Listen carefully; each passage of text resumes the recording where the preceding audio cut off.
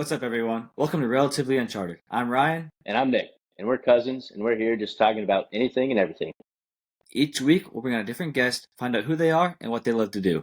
And while we're getting ready for our next guest, make sure to hit those like and subscribe buttons below. Here we go. All right, Mike, welcome. Very happy to have you on the podcast tonight. Thank you for taking some time out of your Saturday night. But, dude, it's a pleasure to have you here. Thanks so much, man. Happy to be here. Let's do this thing. Can't believe I'm on your podcast, first off. I can't believe it either. I can't believe we can even say that we have a podcast. Yes. It's the best. But, so I don't know if you've gotten the full rundown of our episode, listened to anything, tuned anything, but we've had a few guests that you may know. But obviously what we want you on here for is because you have an amazing story to tell. We want everyone to hear that. We want to hear your story, hear about who you are and what you're doing with your career. And also the other thing, like you said, like happy to be on the podcast. Like we're just here having fun. Yeah. This is something me and Ryan put together. Just kind of wanted to get to, experience life together. And, part of that is growing friend circles. So definitely want to introduce you guys together. What's interesting is you guys have some things, very close in common and, other similarities that we'll get into later in the episode.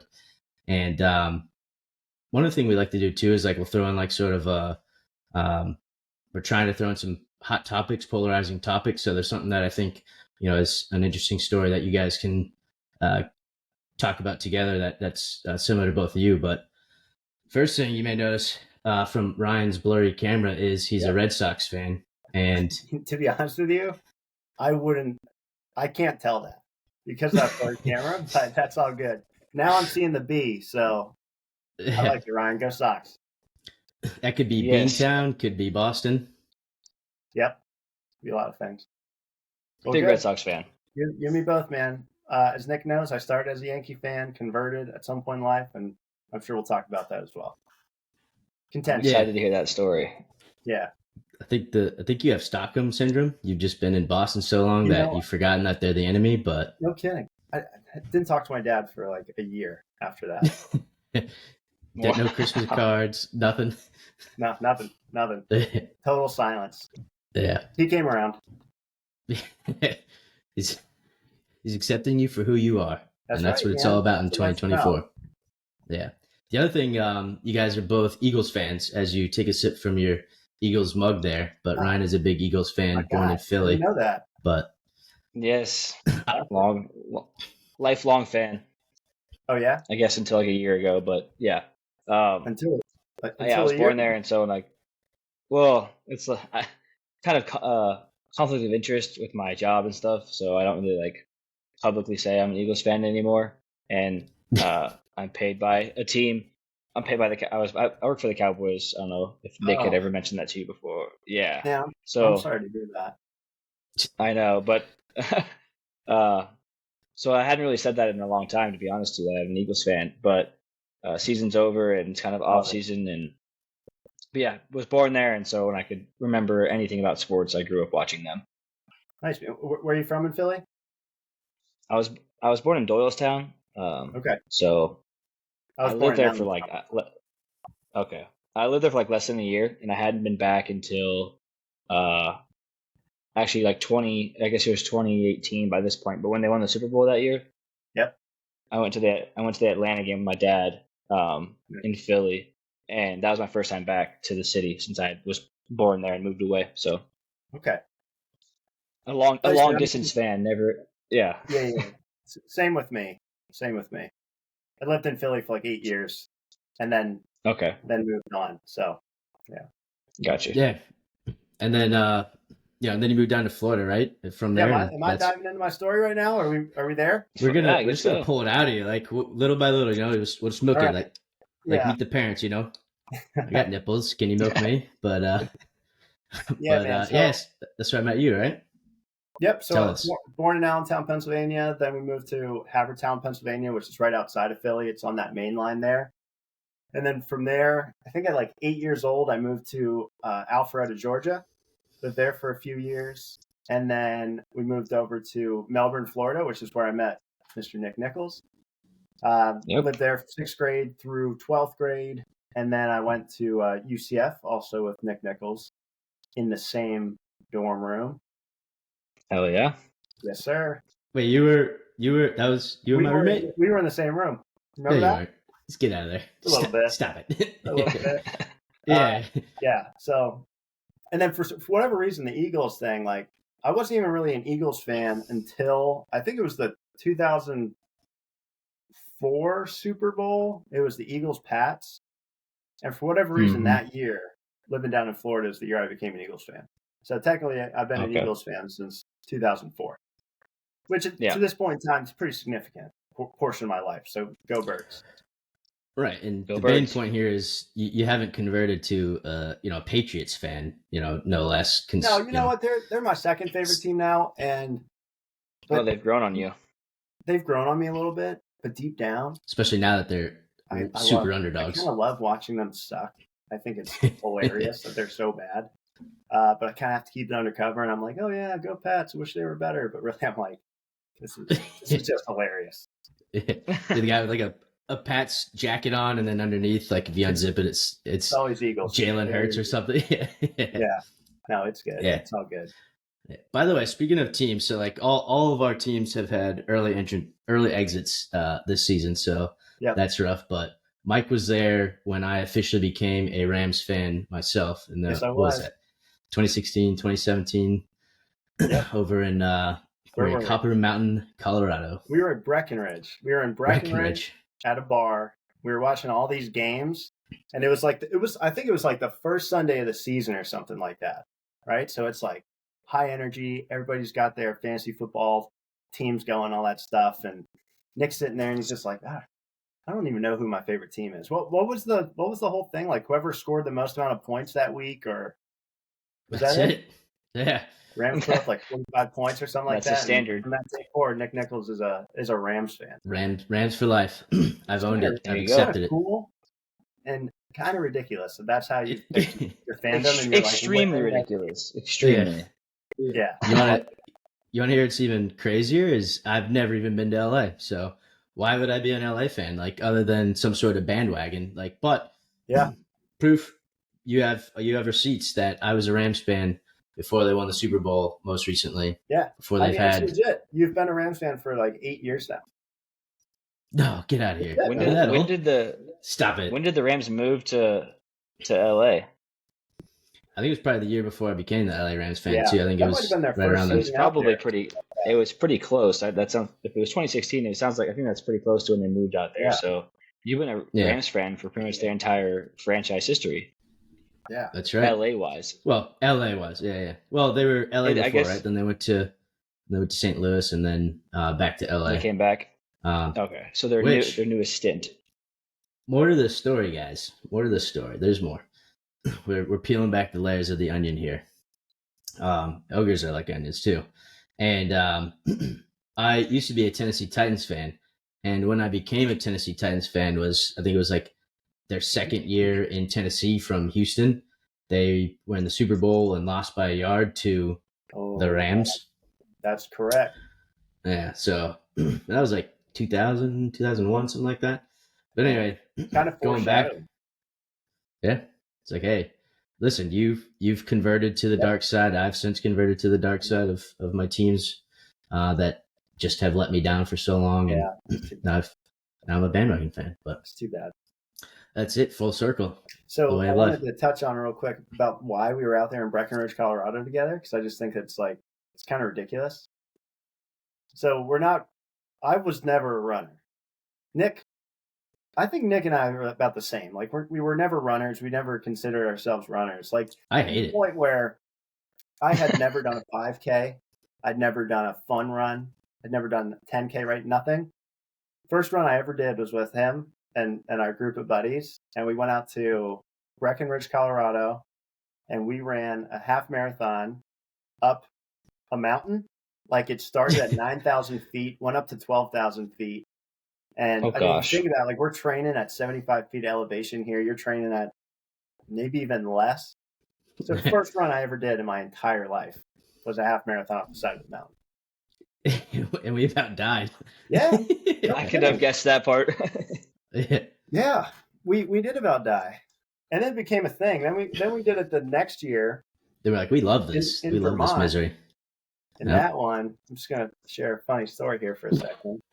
So this is the best. This one starts.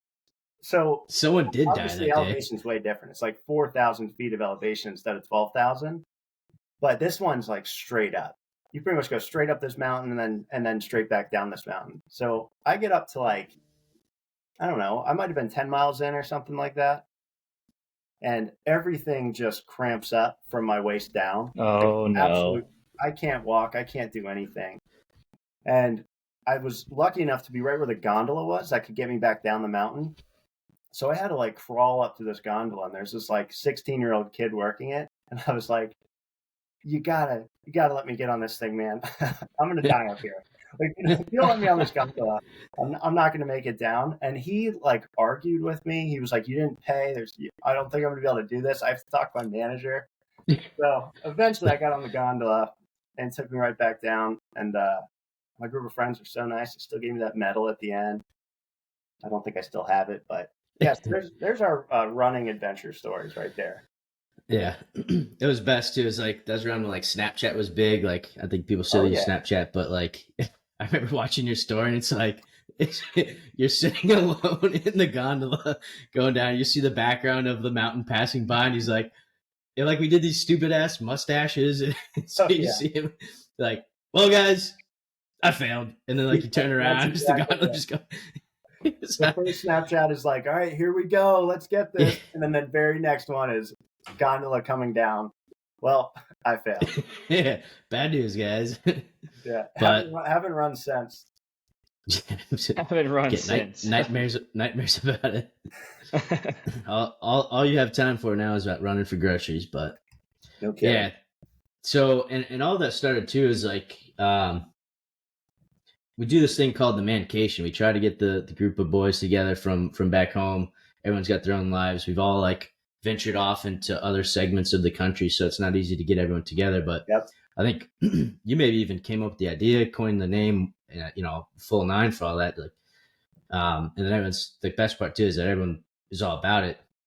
But like that was it. It's like, hey, let's get together. Let's get the gang together. Let's do something somewhere where that try and get a central point for all of us. Right. And then we said, you know what, screw that. Let's get as far away from where everyone is.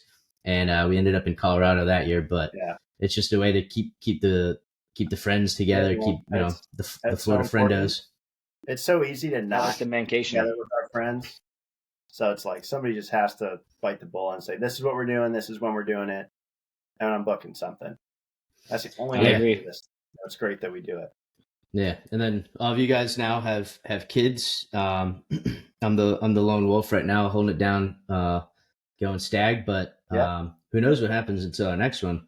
But you guys, point being is it's progressed to the point that everyone's lives are so busy that we planned the next one like 2 years out in advance to make sure we couldn't not make it in the schedule. So I also like how you said, who knows with the next one, meaning like you could potentially have a kid at our next one. Our next one is in October. Is in October. What's the plan? You gotta just saying. It's go time right now. Yeah. You're literally running out of time. It's been go time. Yeah. Yeah. It's been. Come on. What's the plan? On, sperm bank. Come on now. Yeah. What's the plan for October? October is Asheville, North Carolina. Mm-hmm. More mountains. Yeah, more mountains. We just got a cabin out there, and it's like, what is it? 5 groups of us, 5 couples. Yep.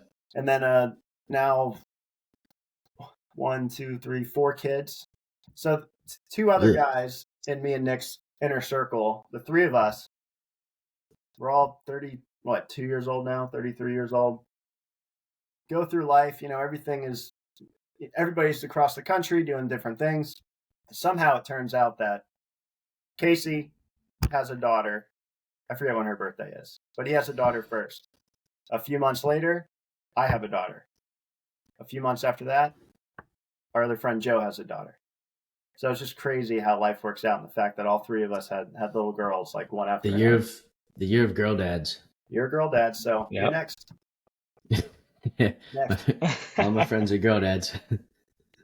But I mean, that's one of the amazing things too about this group too is, obviously stay in touch and obviously uh, very happy for, everything that everyone's, your life, all of our friends' lives. Really great to connect and see how you guys are really, moving along in life and experiencing things. But let's get into our hot topic right now. It's not necessarily a hot topic, but some people, you ready? Take a breath. Throw it at me. What's our hot topic? It's deep, but so we kind of just hit on it. It's so your girl dad, your dad recently. Yeah. Ryan is your daughter, right? That's her name. That's my daughter, Ryan. Yeah. That's your daughter. Yeah. So that's another thing that I was thinking. You guys are. Yeah, he's a Ryan.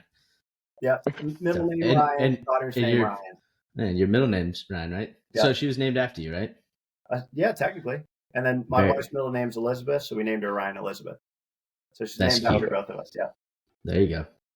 Good luck figuring out names for your next child. No kidding. It's not an easy thing. It's quite a process. A lot of stupid names are thrown out nowadays. Like you're trying to get creative with names, and like a lot of dumb stuff just gets to the table, and it's like, absolutely not. Yeah. No. Yeah. I do not want our child to be named Cheese Doodle. Exactly.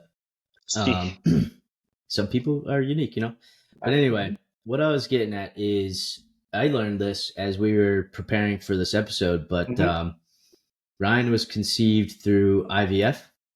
That's correct. And if you're willing to talk about that, however much, in vitro, in vitro baby. So we can touch on that. What do you want to know?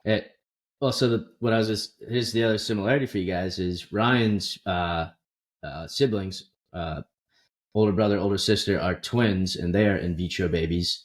And Ryan, if I get these details wrong, please fill in the blanks. But aunt and uncle, his parents, they were trying for a while, and it's very tough. And probably similar story to what you're doing is, it's not easy, it's not cheap.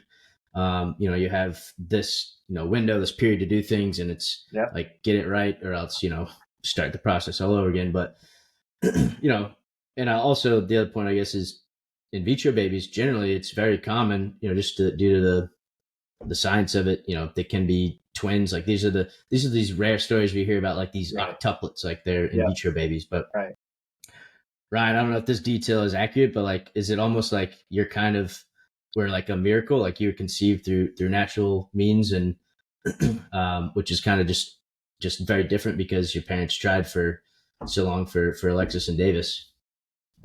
Yeah.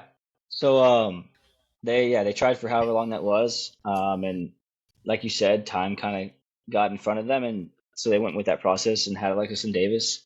And I think after the years of trying prior to Alexis and Davis, they kind of just like, there's no way like this is going to happen naturally, right? And so they weren't really worried about it so much. So once they had Alexis and Davis, they were, I guess, I'm 2.5 years younger than them, so they were whatever, 1.5 to close to 2 years old, and I guess they were just whatever. And it came along naturally. And I always say I'm a mistake. My mom says I'm a miracle, but whichever way you want to look at it, it just definitely was not expected. It definitely was unexpected.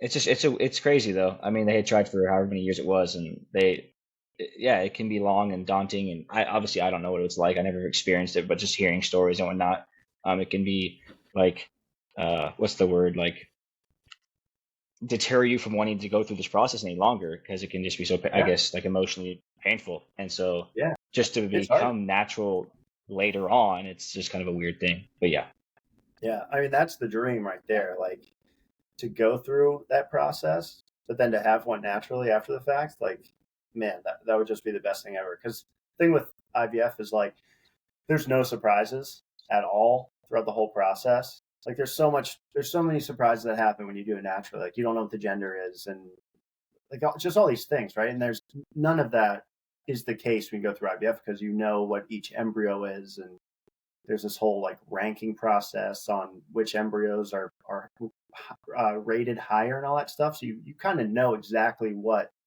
is being transferred in to potentially become your child, right? But like the whole IVF thing is just, it's so crazy because you grow up, right? You kind of think that, all right, when I turn this age, I'll have my kids.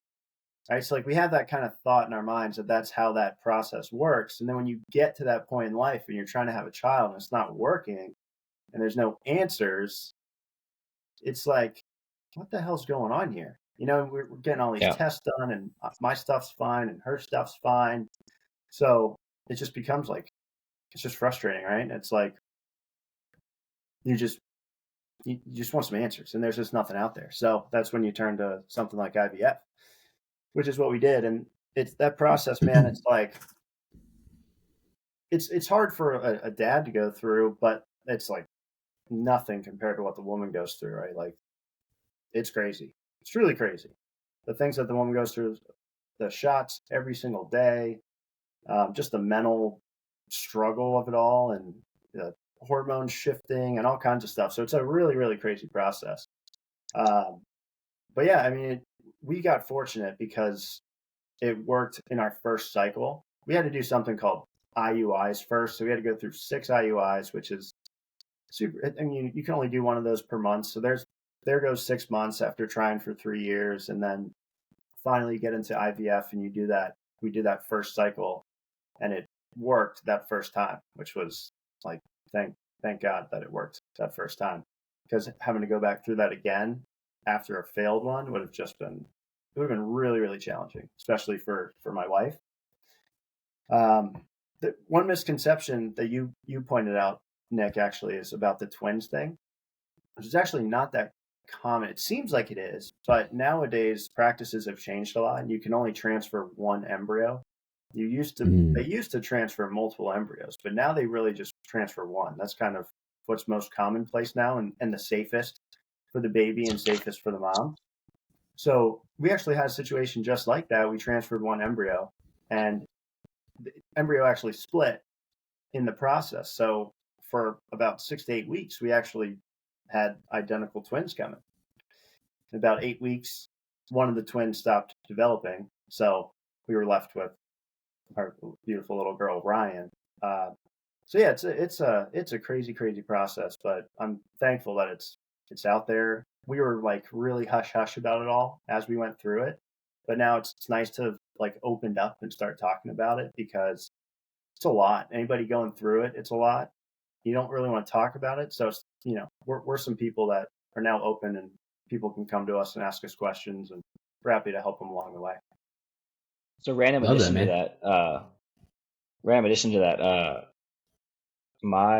don't quote me on the days or what. Don't quote me on anything I'm about to say.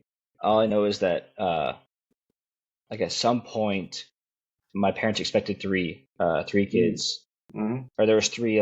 I don't know the science behind it. There's 3 of them that were like growing strong. Yeah. And at some point, I don't know how long or how slow or short in the process it was that one of them ended up just not developing as much and just ended up passing on.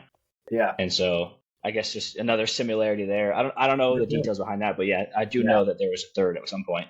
Yeah, it's crazy. So yeah, that's our little IVF story right there. Yeah. Yeah. So I'm not sure it's a hot topic. I think it's, perfectly, accepted within most, conventional norms in society, but really do appreciate you sharing that because, obviously I know was tough for you. Like you said, I first heard about it the other day. Yeah, I'm shocked by that. Yeah. Either you're not listening when I talk, or I just forgot bit of that. to like tell you. So shots fired. It's one or the other. A little bit of that. Bit of that. But again, like, for those, when we do, if we get some listeners, some people that are interested, really hope that they can, and they're going through it, or they realize that they're going to have to go through it at some point. Hopefully they can find comfort in, they're not alone in this process. It's very, very common, very normal. Yeah, like my wife, the best thing she did was she found the support group of women that were going through it. And it's like, that changed the whole thing. Like once she found that support group, her mentality changed, her overall like attitude towards everything that was going on with all of it changed. And she still is like best friends with these people now. And this little girl's 9 months old already. So that's my biggest advice. Find a group that you can connect with. And there's plenty of them out there. Yeah, it's crazy what obviously just the mentality, the psychology of it, just the positivity, the optimistic outlook from it can really, I'm not sure scientifically how much of it really does. We're not neuroscientists here, but Right. just mentally knowing that you can go through it, you have the support group there. It helps you, at least, if anything, it helps you push, through the longevity of it to make sure you do stick with it. Because like if she had given up, who knows, right? No 100%. Ryan Elizabeth. That's it. Right. Yep. So really amazing. I think it also helps to know that like there's other people that are dealing with the same problem. I wouldn't call it a problem. Just like there's other people that are going through the same thing you're going through. And me and Nick had talked about this before on this podcast, but there's often times in life we do things or go through things and we feel like we're completely alone, or like no one else is dealing with what we're dealing with. And so just having that support just makes it all feel, I guess, more normal is a good way to put it. Yeah, 100%. We feel like we're in this little bubble, but if you just open up a little bit, odds are there's many people. A bunch of people, like, regardless of what that is, right? Whatever your thing is you're going through, it's a good chance many others are going through it, and there's already some sort of system out there to help you through it. 100%. Absolutely. That's one of the things we, talk about here is, so Mike, you kind of also mentioned that we were, roommates in college, and you kind of alluded to, we had a little bit of a falling out while we were there. There was very weird air, and just typical bro things, I think. And we kind of suspected like, hey, we're really good friends going into this, let's not let something happen. Sure enough, shit happens. Right. But, we had our space between each other. And then now, honestly, I'd say our friendship is even stronger than it's ever been. And, I'd say definitely. Like, absolutely. I think we first off, we knew each other too well, right? So we move into these dorms, and like now we're living together, and we're stepping on each other's toes all the time. And then also, like, I was actually thinking about this today. I just think, like, it's crazy. You're 18 years old. There's just like so many things going on in the world once you get to college, and like, I don't know, you kind of change who you are as a person like really quickly. So I think like there was just a place we were both in where like we were both changing in different directions, and we like weren't giving our best selves to one another like in that friendship. So it just kind of derailed for a little bit. And it's probably good it did, right? I think there's things that needed to happen for us to get to where we have become as friends. Like you were one of my groomsmen at my wedding, and I'm if I'm not one of yours, I'll say right now, super pissed about that. So, noted. Yeah. Listen, I think that wedding's gonna have to happen. The baby's gonna have to be born before this Asheville trip. No kidding, brother. You got to start moving. You're podcasting too much. You got to get out there. I know, dude. This is a waste of life right here. But no, you hit it on the head. I like you much better as a Red Sox fan than I did as a Yankees fan. That's really it. You just had to. Maybe that's what it was. Understand that. Both of our we both loved Derek Jeter, right? Like I thought I was a little Derek Jeter. You thought you were a little Derek Jeter, and you can only have one Derek Jeter, right? Only one. It's neither of us. Only one. That's all it was. Yeah. It again, like we did have a lot in common, and egos get in the way, things happen, and you start to realize, like you said, all right, understand like this is this person's this is what we need, right, to grow, and this is where they're going. We're not necessarily going to be in tandem along the way, so respect each person for who they are, who they're becoming, whatever it is. But the other thing you said too is you're 18 years old at this point, and that's kind of one of the one of the motifs of this podcast is when you go to college, and like I think you changed your major 1 or 2 times. Oh, man, I changed my major. Yeah, I wanted to talk on that actually, because it's like it just goes to show that we have no freaking idea what we're doing at that point in our lives. Yeah, anybody that's lost at that point, it's like, so is everybody else. 100%. You're a kid. You sign up for this really expensive crash course of life. Really, is all that you really are that you should be grasping from college. Like, sure, you'll walk away with a paper in hand that says, I'm qualified to be a technician, an engineer, a doctor, a lawyer, whatever it is. But really, all you're learning is how to navigate society in that lane as that professional.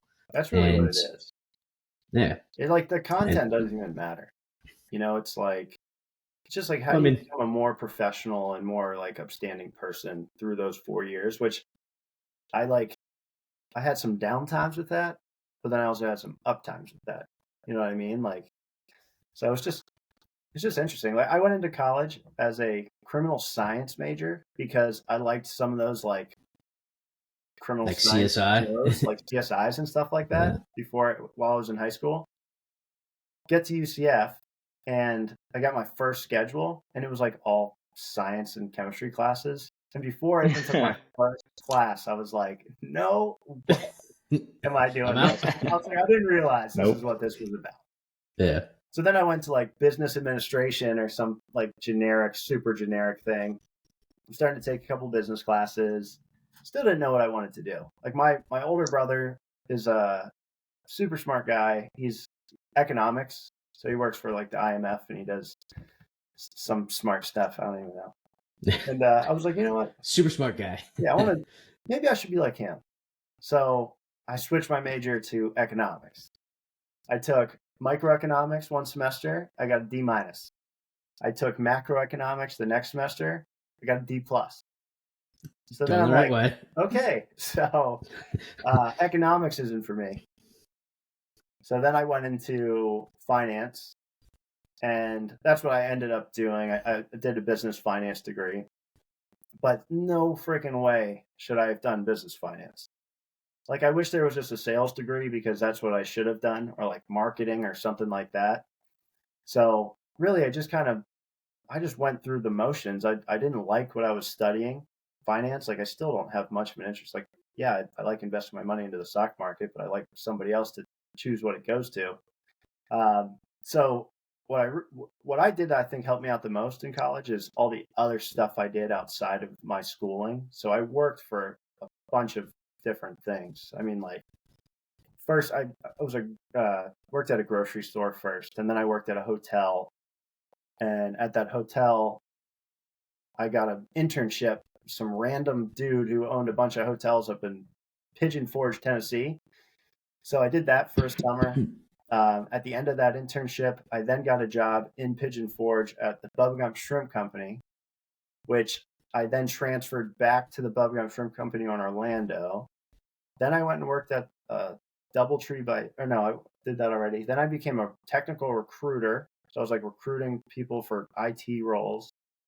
And then I did an internship in a sales role for a company called Campus Special, where I literally just like sold coupon ads and things like that to local businesses around UCF. And like that thing alone, that one thing is what like changed the trajectory of my life, I think, because that is where I realized, oh, I'm pretty good at sales. And I like doing this. So from there, I kind of just finished up my degree, started applying to some sales types of roles in all kinds of industries. And then I fell back on my dad, who Nick knows. He has worked in dental sales his whole life, essentially, or at least since I've been here. So I ended up getting a job in the dental sales world, which is what brought me to Boston. So just like a super, it was like a pinball, right? I was over here. I'm trying to follow you. What I was doing. Yeah. So it's not a straight line, right? Yeah. And that's the point, it's relatively uncharted. Oh, yeah. Nice job. Good plug. Not bad, right? But again, like, and Ryan and I have talked about this, to stay on this plug a little bit. Sorry, very selfish of us, but we talked about doing something like this. Like how you guys even did this. So I want to hear about that too. We appreciate that. We can do that. We can be the guests. Thank you for asking. So let's do it. We talked about it for a while. Like, so one important thing that we've mentioned before, and I don't know if you're aware of this, but Ryan is basically 10 years younger than me. So we're basically a decade apart. But, cool. Obviously the fact that, we get along with, sports, we have a lot in common in that. It's kind of, I've always tried to, the mistakes that I've made in life, I've tried to make sure Ryan has a step up and not to follow those same silly decisions that I've done. And just really trying to stay like close, stay tight, because this it's like a little brother to me. Mm-hmm. He's a lot taller than me, but little in the sense of he's younger than me.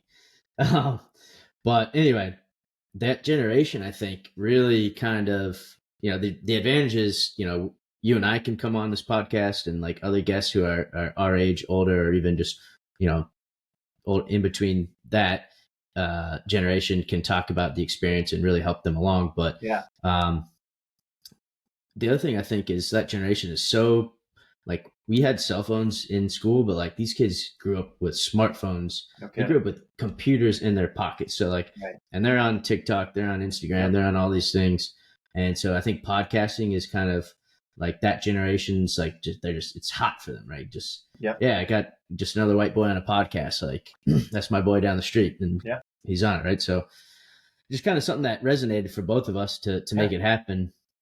And we talked about like, all right, well, we love movies or sports. Let's do a sports podcast or something.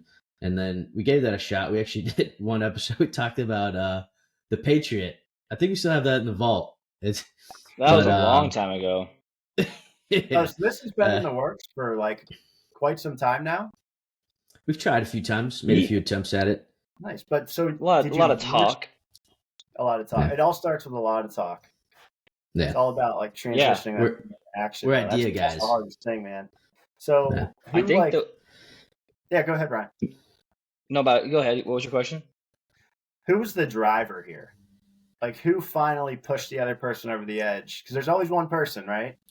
Somebody's driving. I think it's give and take. Who pushed it over? I think it was a lot of give and take over the however long it's been. So what I was gonna say was I went to New York in like, was it 2020? I think it was the midst of COVID. And definitely pandemic time. Yeah. And so it might have been 21 either way, but I was up there visiting Nick and we watched The Patriot or whatever. And we were like, let's like record a little podcast, see how it goes of us, like just kind of giving our own opinion on this movie.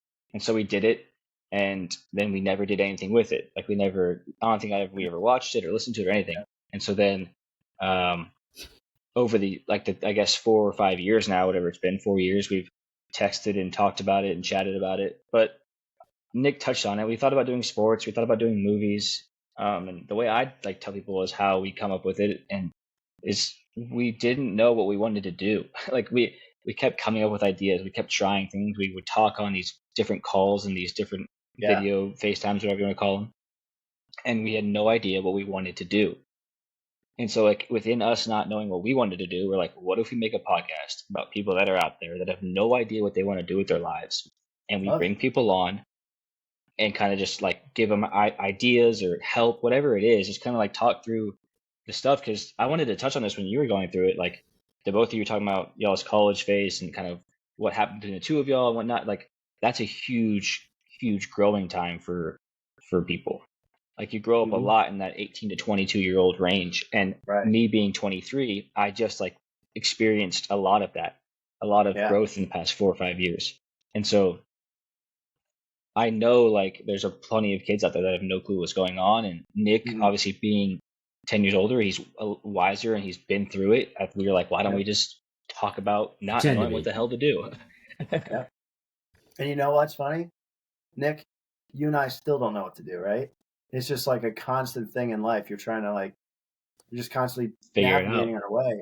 We're trying to be a better person than we were yesterday, right? And it's like just little incremental changes each day to get you to wherever the hell you're going. And that's what I figured out. Because you're 23. At 23, God, dude, I had no idea. You're a baby. I was a mess. I had no idea. No clue.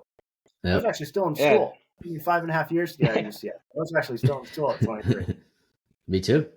It's not easy to stick with. I mean, it's not easy to get through. There's a lot of people that change, navigate, and come up with something else, and maybe and people make the decision that's best for them. They make usually they'll make the decision that's best for them in the moment. Hopefully, they have a little bit of foresight in mind to understand that there's a long-term goal. Push through, see it through to the end. But yeah, you said it. It's like we still don't know what to do. I feel, dude, my mind is still like, I'm like an 18, 19, 20-year-old kid. Like I'm I act like a kid at work sometimes, and I get looks from like management, like, did you just say that out loud? I'm like, I did. I'll walk myself to HR. Thank you. Somebody asked me the other day, how old do you feel in your mind? How old do you guys feel in your minds? 20, 21. Gosh. Like a kid. I feel like I feel I'd more say than like 21, right? I think I'm like, I don't know, maybe throwing the kid in the mix. Like there's just now so much responsibility in my life. So I feel like I'm 27. It's kind of sad. But that's where I'm at. What about you, Ryan? What are you at? I think I'm just past like the high school timeline, probably like 18. I think I'm like in that like just freshly in college like mindset. Yeah, it's nice. It's a good place. You know what? Yeah, it's the best.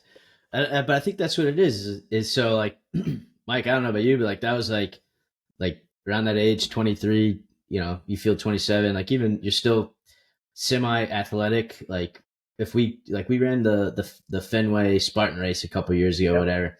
Yeah. Not a chance I would survive that today. I haven't been like physically. I haven't been working out the same. But you think about like the peak. You think about the good times, and that's something that's a growing point too. Is like stop looking back, right? Think about the present. Think about the future. Good times just look different in each stage of your life, which I'm realizing now as a new dad, because like the good times used to be something very different, and now like the good times is just me hanging with my like immediate family now, right? Like just watching my daughter grow up on a daily basis like that. Those are the coolest things I've ever done. It's not as fun and exciting as what fun and exciting used to be, but like it's just the good times just change as we evolve through life. Yep, and that's what you have to realize is take it for what it is, be in that moment and enjoy it. The other thing I was thinking about too is like when you're talking about how old do you feel, like when you're a kid, pick an age, 5, 10, 15, 18, 20, whatever, and you look at like, I still picture like my parents, my grandparents as I was growing up. I still think of them as like just like adult age, right? And then you look at them now and like if you look at a photo side by side, like 30 years ago and today, you can see any person that you look at. Sorry, Mom, I'm not calling you old, but you can see the differences, right? Like, but in my mind, I still look at her and I'm like, that's the same mom I've always had, for the past 30 years. Yeah. And in your mind, it's hard to pinpoint that and think about it and say like, I'm actually the age that my parents were when I was born. Oh man, and like that's what you're supposed to think about, right? That's weird. It's just so I'm supposed to be behaving how they were. Yeah, we're the adults now. Yeah, it's like it's the strangest thing.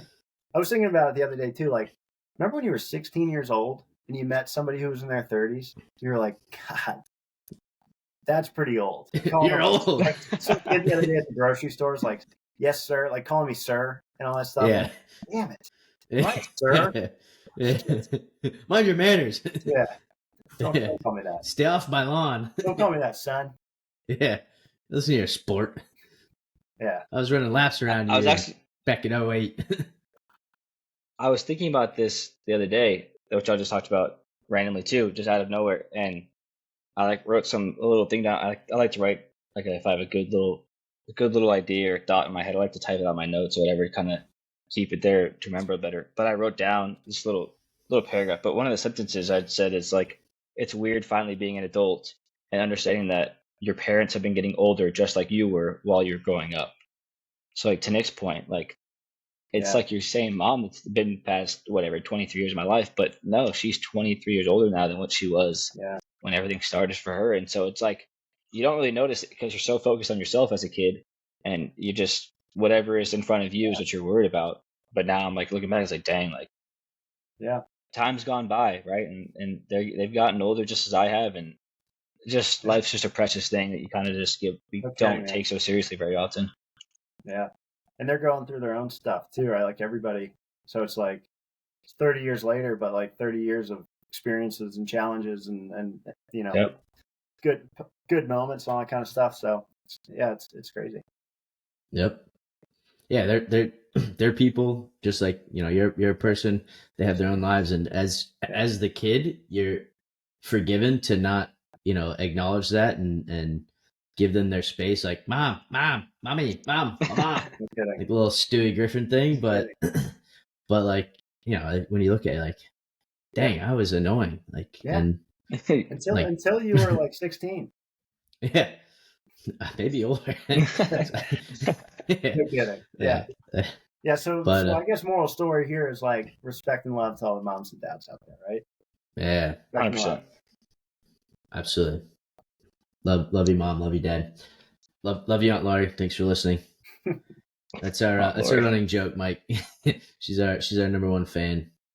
I don't even know if she knows that she's our number one fan, but we've dubbed her that. Hey, Aunt Laurie. I asked her if she has. Yeah. She's very supportive. I texted her, do you have Spotify? All the things we do. I asked her if she had any platform to listen to it on, and she didn't respond to me. So yeah, she has no idea. She must not listen. No clue. She's a silent supporter. Yeah, but those are important. Yeah.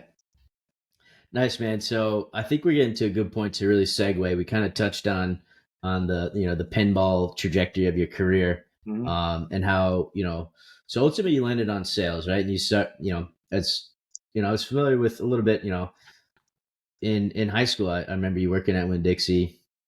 High school, I was slinging pizzas. Slinging pizza, that's right. And we stole your car. Yeah. These guys. I gotta hear the story. I actually think I got fired because of this. I know I got fired sometime. You're welcome.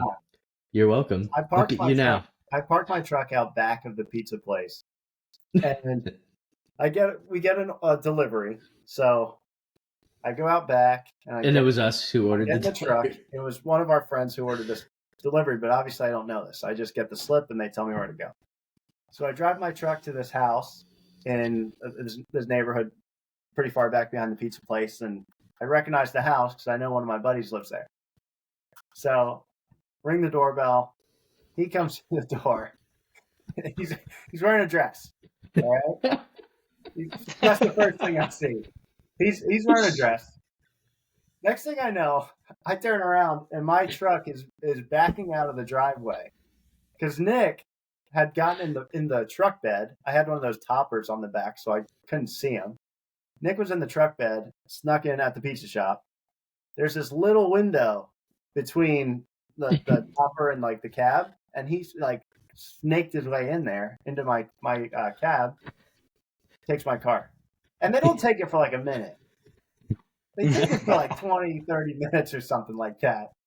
I swear I got fired that day. I believe you. He was pissed, and we were having a good time, and we shouldn't have done that to you, but that's ridiculous. Laying into the door and one of the best parts is like, yeah, we got Lang in on it to order the pizza, and just like on his own decided to answer the door in his mom's nightgown and lipstick. I mean, that's crazy right there, right? That alone would have been good enough.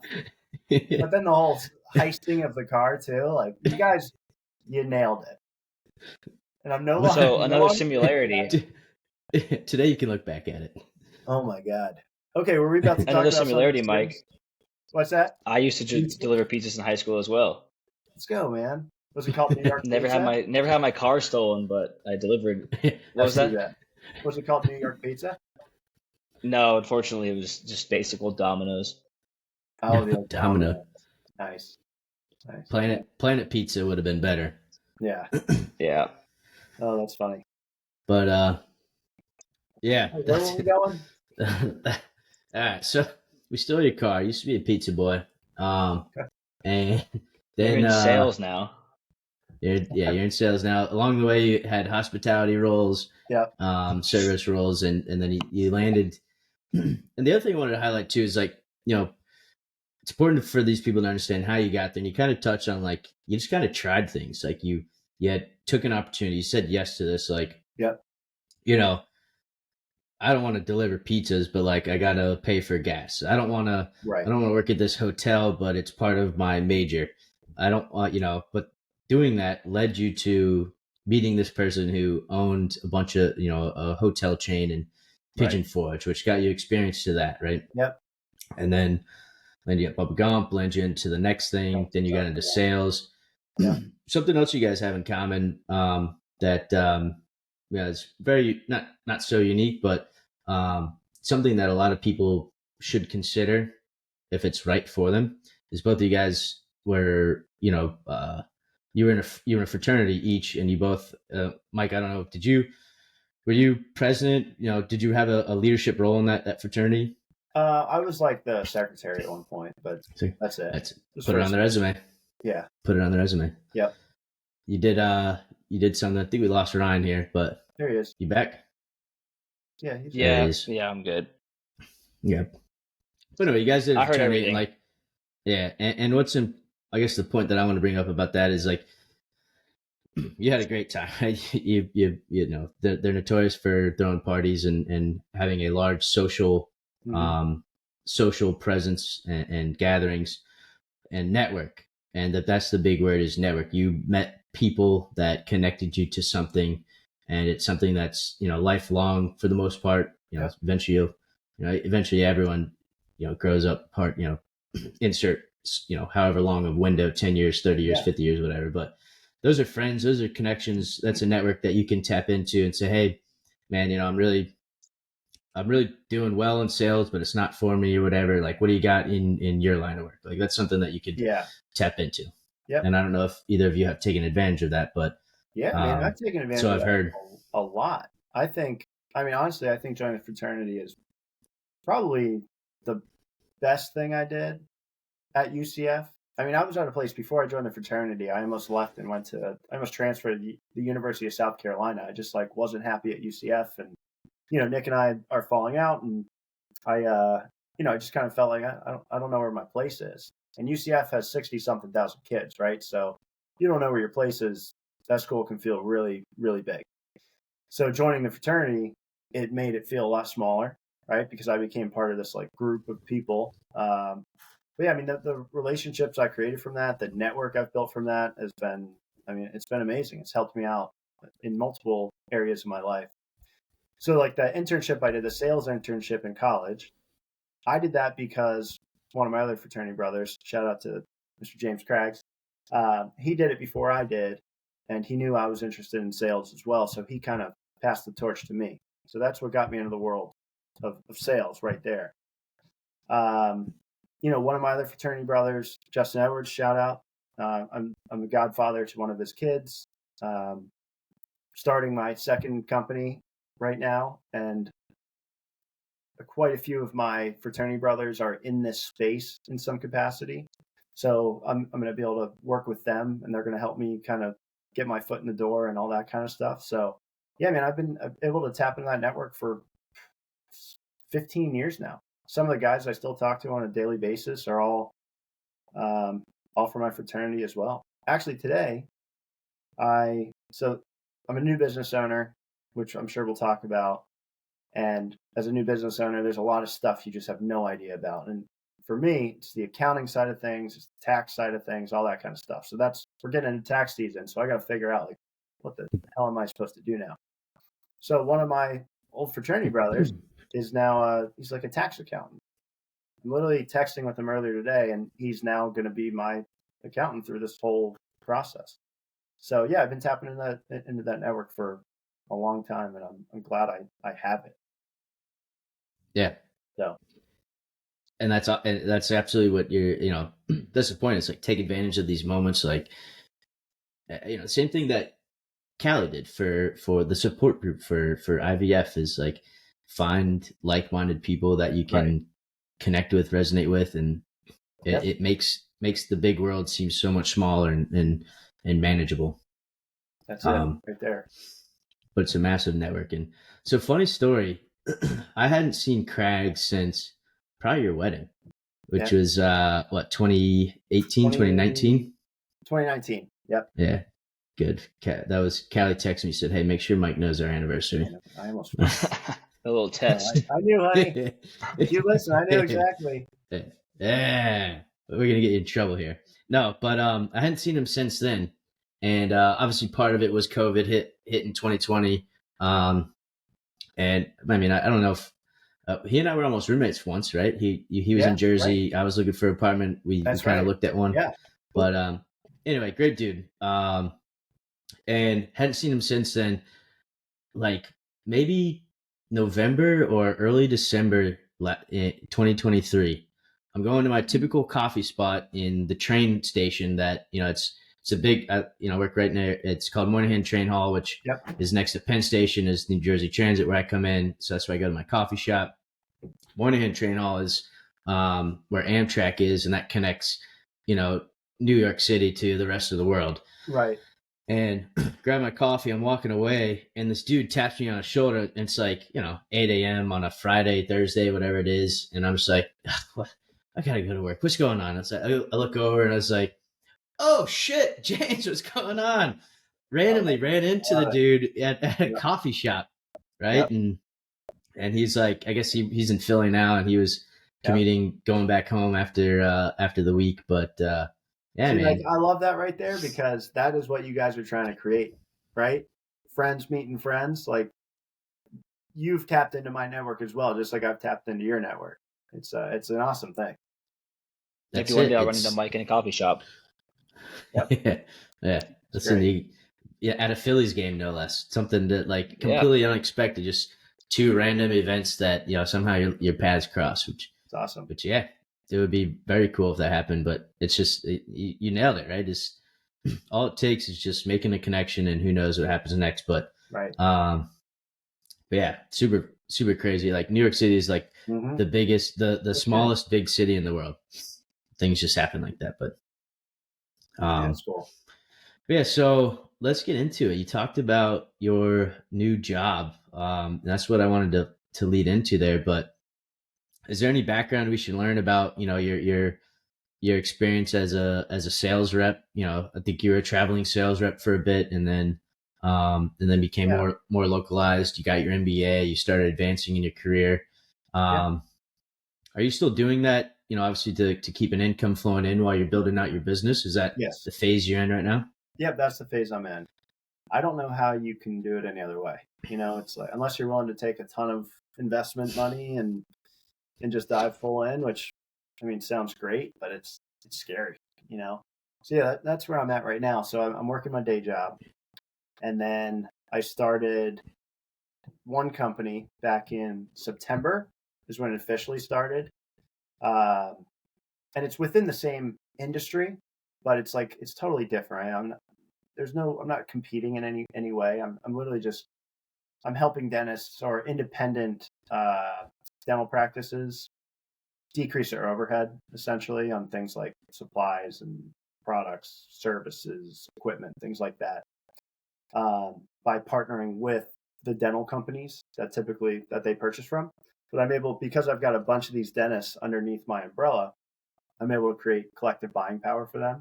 So when I go and talk to these dental companies, I'm able to negotiate better pricing, right? So by them being members of my group, they get discounted rates from all of my vendor partners. So that's what I'm doing in the dental space. Just got started. I'm literally, this is my second month operational. So, it's been so fun. What a ride. My life has gotten so crazy in the last 3 months with, the full-time job, the 9-month-old baby at the house. Then I start a company. Then apparently that wasn't enough. So then I started another company. And then just like all the other stuff that we do in life, and that comes by us.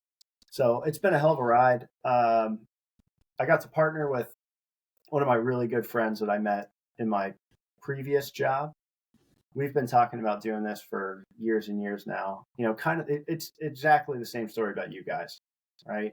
That back and forth. Let's do it. Let's try it out. Let's do it. And then life happens and time goes by. And this summer, I go down to Annapolis, Maryland for, fortunately, it's for my grandmother's services, but go down to Annapolis, Maryland, and I see my friend at a bar there because he lives in the area. So we're at this bar. We had a couple of beers, and we just we looked at each other and we're like, let's just do it. What are we waiting for? And I think what we're waiting for is everybody has to get to a certain tipping point in their life before they change what they're doing and start to dive into what they really want to do. Right. So I think I had hit my tipping point. He had hit his tipping point, and it was the perfect time to get it started. So we dove in, man. And it's like, it's been an absolute whirlwind. Life is coming at me fast, but it's so much fun. Like to build something that is exactly what I want it to be and not have to worry about anybody else telling me how to do things. And it's awesome. It's been super fun. So I did that in the dental space, and then now I'm launching it in the brewing space. So for breweries, and that's going to officially launch in about April or so. And then the plan is at some point, I'd like for these to become my full-time career. Right. So once I get enough coming in, I can at least cover my bills. Once I hit that, that's it. I'm out. Full speed ahead. Hopefully I'm out the rest of my life. Like that's the goal. Yeah. Nice. So, your first company that you have started now, it's called, what's it called? It's called Dental Collective. Dental Collective. And so that's what you said. You're able to tap into these collective groups that helps other dental, end buyers. Yeah. So basically, I'm able better to pricing I'm able to get independent dental practices connected to the companies that sell the products. Essentially, I'm able to kind of get them to meet, but for a better rate is what I'm able to do. Yeah, absolutely. And which I think, and you said you're reducing the overhead for these independent dental practices, right? Which is today's day and age, like inflation, whatever. I don't know the metrics on it all, the numbers and the finances, but I'm sure it's not easy. And what you're providing is a simple solution for these practices to, so correct me if I'm wrong, like an independent dental practice is most likely someone who just graduated from college, just started their own practice. They have a lot of bills or just never really got to the point of becoming a large dental practice. And I mean, that you're helping be them. The case. Yeah. Helping them. Yeah, it's I guess one example, right? Yeah, inflation's going up. They're getting less back in insurance reimbursements. They're having all kinds of staffing complications. The economy's challenging right now, right? There's not a lot of disposable income going around, so people don't really think about their teeth first, unfortunately. So there's just a lot of things working against them. So you said it's like, it is so simple. It's so simple. I find this to be funny because my whole career to this point, I've been trying to convince doctors to spend money on products that I sell. And, I've been told no a million times. Mm-hmm. Now I'm trying to convince doctors to save their money. And I'm still being told no a bunch of times. It's like, what is going on? Like, you can't win in the world, man. Like, I'm getting you. It's the same products you're using now, but if you join tomorrow, you'll be using them for 40% less. Like, and they're like, no, you know what? I don't think I need that right now. It's like, all right, whatever. Yeah, you're in your old sales pitch. I don't know if this is true or not, right? But maybe you're selling, and don't listen to me. I know nothing about sales, but you're like you said, your previous job was to upsell these products at a high marked up price, so that your company makes money, and you get your incentive at the end of the day, but you commission, and so maybe your pitch has to be changed up, like, hey, just not look like that needy snake oil salesman guy, right? Not that you were. I've never been a needy snake oil salesman. Not that I know of. No, it's a totally different approach.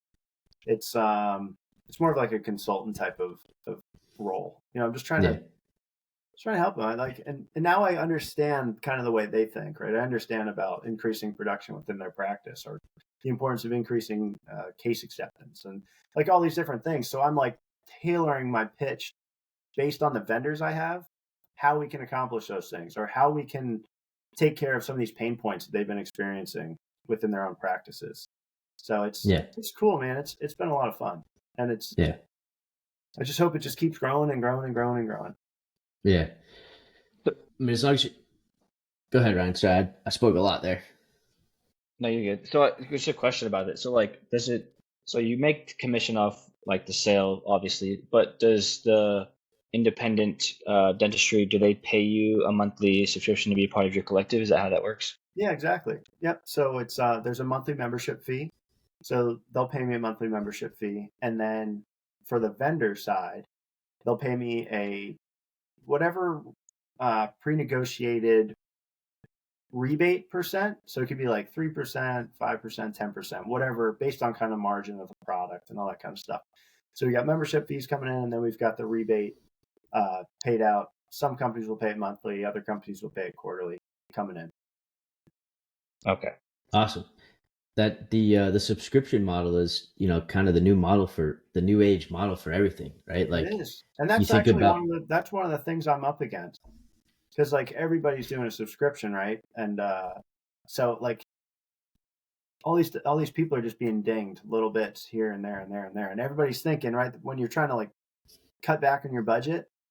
I don't know about you, but the first thing I look at is like, okay, where are my subscriptions at? What do I have going on? Like, what can I easily cut out? So to ask people to add another subscription, even though adding this subscription, so say it costs them $850 a year to join. Mm-hmm. By joining, if they utilize these companies, save them thousands. I mean, literally thousands and thousands of dollars on their products. But because they're paying that monthly subscription fee, it feels like their overhead is like going up in their eyes. It's like constant reminder of payment. Yeah. Right. So it's like such a struggle, right? Because I'd love to be like, yeah, whatever, let's go free memberships.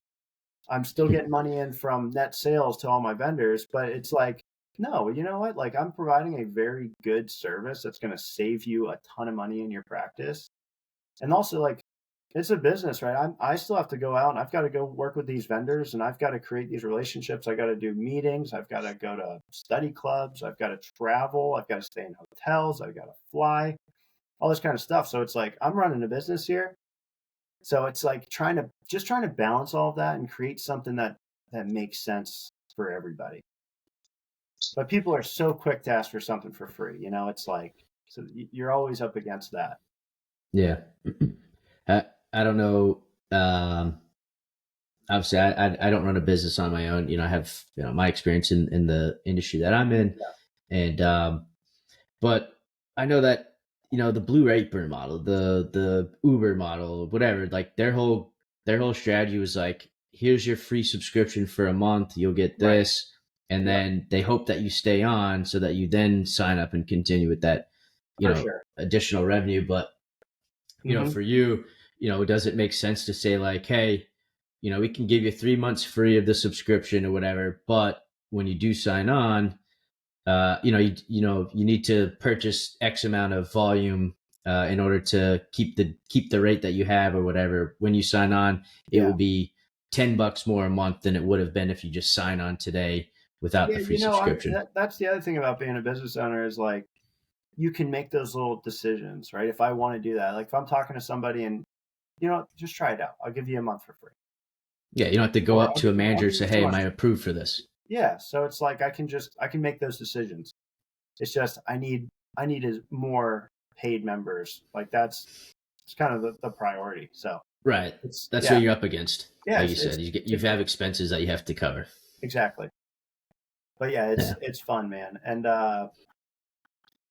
so then the brewing one is going to get started here in about April, and that's going to be kind of the same exact model.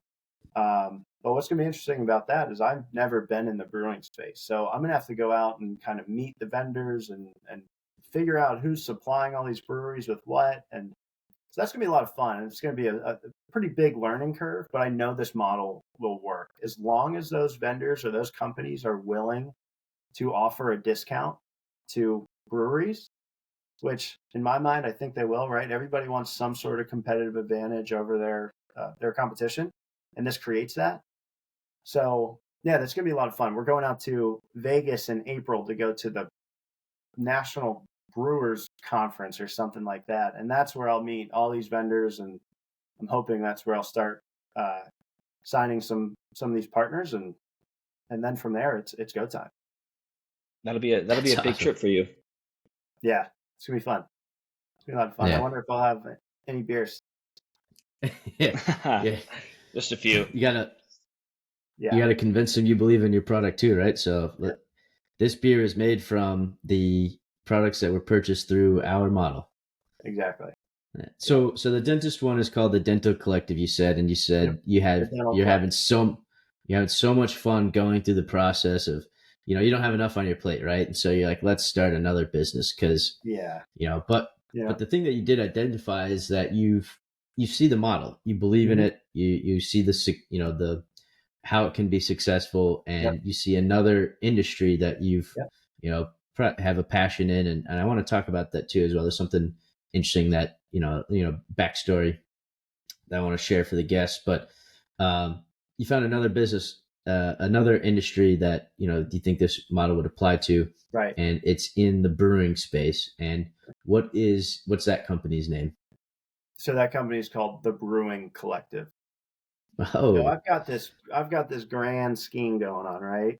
It's got dental, brewing.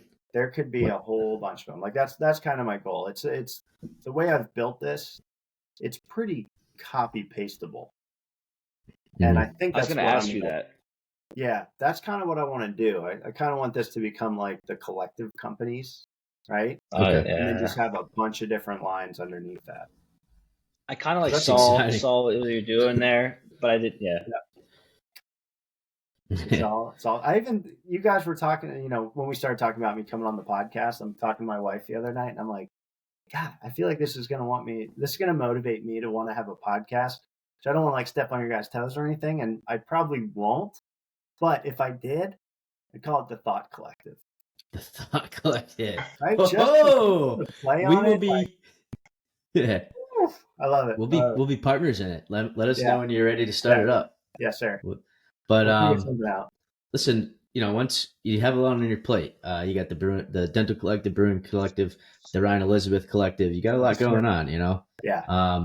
It's hard being you're full-time employee, full-time dad, full-time husband. Yeah. Life is busy, but to come back on as another guest on our episode again, just and tell us how that journey's going. We're not wrapping it up right now, by the way, but I did. For having me, guys. Yeah, all right. See you in October.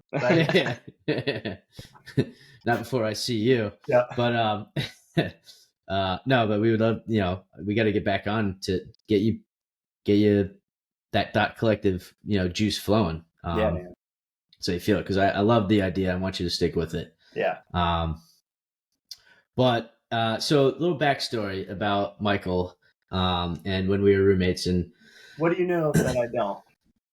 You know of it. You know of it. Yeah. I don't actually know of it. You know what? Hold on. I'm giving you way too much credit. This is a Jake McCoy shout out. Ooh. He is a very interesting guy. Shout out to my brother. Yeah, much respect to your brother. Respect. But anyway, we came into UCF. He was there. He's a few years older than us. He was there, and maybe it was his final year graduating then. And it was really cool to have him. Yeah. His experience with life and all that, and all the cool things that he was doing. But what he introduced you to that was pretty cool. I was kind of not cool about it, because I don't know why, but you had New Beer Sundays. Oh yeah, New Beer Sundays. And I'll tell you why I got less cool about it, but that's another story for another day. Yeah, we'll just give you a little bit on it. But well, essentially what you would do is, and what I'm getting at is, you enjoy beer, right? And that's why you're beers, yeah, for sure. Getting it, and you try different blends and brews and all that. So, but what you would do is, it was called New Beer Sunday. You would go to the liquor store and with Jake's ID. Sorry, Jake, if this gets you in trouble with your career. Yeah, we look pretty similar. It was easy. Yeah, and you grab a new beer, and it would be like, all right, Sunday night, whatever, put on TV, hang out in the room. People would come over, try new beers, and then you cut off the box, and then you paste it on the wall or whatever, and it's like, here's all the different beers that we tried. When friends would come over, it'd be a pretty neat thing to show. What ended up happening was, so love it, and the point being is, you're bringing this passion up to it follows another passion. Yep. Yeah, to the Brewing Collective. Yeah. But what happened was all these ornaments that got hung up on the wall, and like sometimes some beer bottles, and we had like empty liquor bottles in the room that got left over, and then like I don't know how those got there. Me either. Yeah, not us. Not ours. But the RAs came around one night, and we started like we were just hanging out, and probably they just heard us and doing rounds or something, and knocked on the door, and it's like, oh shit, it's the cops. And so they ended up getting us in trouble, and that was kind of like the start of the end of our little phase there. But but it was all peanuts compared to life. But it was a moment that kind of sucked. Oh, it sucked. So like it just goes to show, like, you just because of wherever you are now, it doesn't where you are going to end up, right? It kind of depends on what you do to get to where you're going. But like, yeah, in that moment, right? I got put on disciplinary probation at UCF, and for that semester, and then I got off disciplinary probation, and I'm an idiot, and I threw another party in our dorm, and I got put back on disciplinary probation. Like, I almost got kicked out of school just for being an idiot, right? So it's like, yeah, but yeah, those cardboard little boxes on the wall of the beers. I mean, nothing gets cooler. Great wall decor. Yeah, right. You're used to buying like pallets of Keystones for $20, and when you can show off that, like, I had this, and this back $15 then, six pack. Creative, right? It was like, oh my gosh, Blue Moon, or like Shock Top or Red Stripe. Like, that was about as cool as beer got. Blue Moon. Yep. We had it plastered all over our wall. Sam Adams Boston Lager. Sam Adams Pumpkin Spice. The best craft beers in the industry. Yeah. But so again, like, looking back on it now, like, that sucked in the moment, but looking back on it, like, very cool thing, and very neat to see you bringing it full circle with a passion that you like. I haven't thought about that. That's pretty cool. Yeah. You should make like a little wall design of all the beer companies that you end up working with or signing a subscription to, making a whole nother. Such a good idea. Like, make it look like Sunday little boxes on my wall. Oh man, love it. But of all the ones that sign on with you, yes, love that. Good call out. Little mural of the history behind it. I'll put it in my living room, so my wife. or in Ryan's room. Put in baby's room. Yeah. That'll make Callie very happy. Yeah, she'll love it. Yeah. Nice. So give us a little tidbit of someone who wants to start their career in, I guess we'll keep it very generic, sales, right? Like, essentially what you did is you said yes to a few things and became a sales guy. Like, do you recommend it? Like, one other thing, I'm curious if you're interested to share. You don't have to, because it's definitely it's a heavy question for, hot question. But like, what's a standard salary? So someone who goes out there and, like, if you I guess it depends on the role you're making, but like, what can someone expect? What do I have to do to be good? What do I have to do to get in the career? And what's my expected salary? Sales is so interesting because every single type of industry has some sort of sales, right? So it kind of depends on where you are and what you're selling. So I've always been in like the medical space, which pays better than some other spaces. And I'm sure there's some spaces above medical that pays even more, right? I don't know. But it's definitely it's not for everyone. You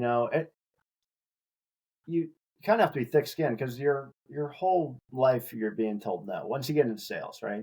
It's no all the time. And then there's a few yeses sprinkled in that carry you through your career. But I've loved it. I mean, I'm 10 years in now, and I literally could not picture myself doing anything else except for owning my own companies, obviously, which is where I've transitioned to. Mm-hmm. But it's challenging. You're constantly meeting with people. That's something I've really enjoyed. Like, day to day, I'm meeting with different people all the time, create all these relationships. Like, I have such good relationships with some of the doctors I've called on over these years. Like, that it crosses the line of just being that, I'm their sales rep to becoming friends with them. So that's been fun. there's so much freedom and flexibility with it, especially if you're with the right company. Like as long as you're doing what you need to be doing, and it's sales, right? So it's all about numbers. So as long as you're hitting your numbers and you have a good boss, people leave you alone. And I've been fortunate to have amazing bosses my entire career. Had awesome mentors within the space my entire career, and it can be very lucrative, right? Like, for me, my journey it's a little different. I worked for a pretty small company at the beginning of my career, so like started out making like $65,000 a year, living in South Boston. I don't even know how I survived. I really don't. But then from there, it just keeps going up, right? And but yeah, you can make anywhere from, like I said, starting $65,000. I know people making over $300,000 in sales, right? And you can be anywhere in between. So it can be very lucrative if you have that type of personality. Then I absolutely think it's worth it. And like, I just could never imagine sitting behind a desk for my career. There's just no way I could have ever done that. So for me, this was a perfect fit. Yeah. For sure. And so what I'm hearing is, and actually I'm really glad you're able to take it this way, because I don't think I asked it. I was all over the place asking my question, but for someone that wants to get into sales, right? Or just deciding what they want to do. Yep. It's a personality thing, right? You have to be able to withstand you gotta have the thick skin to withstand the no's, the rejection or whatever. Yep. Which is honestly, outside of sales, it's also very common in life, right? Like, sure. Yeah. Like dating, friendships, work, anything it is, it's all related, but it helps you establish, like, and you're a very charismatic person. I'm sure that didn't maybe always come easy, but it helped, like you got your reps in and got better at it. Yeah, for sure. And, like, so for instance, I look at you like, man, Mike's one of like the most outgoing, like very, very chill, happy people I've met. But I'm sure, like, if I were to follow you around yeah, absolutely. If I were to follow you around and get that and see you get the no's, like, like, are there moments you're like, it beats you up? Was it beating you up at first until you learned just certain things? I don't know. You and I are very similar in a way that we're competitive, right?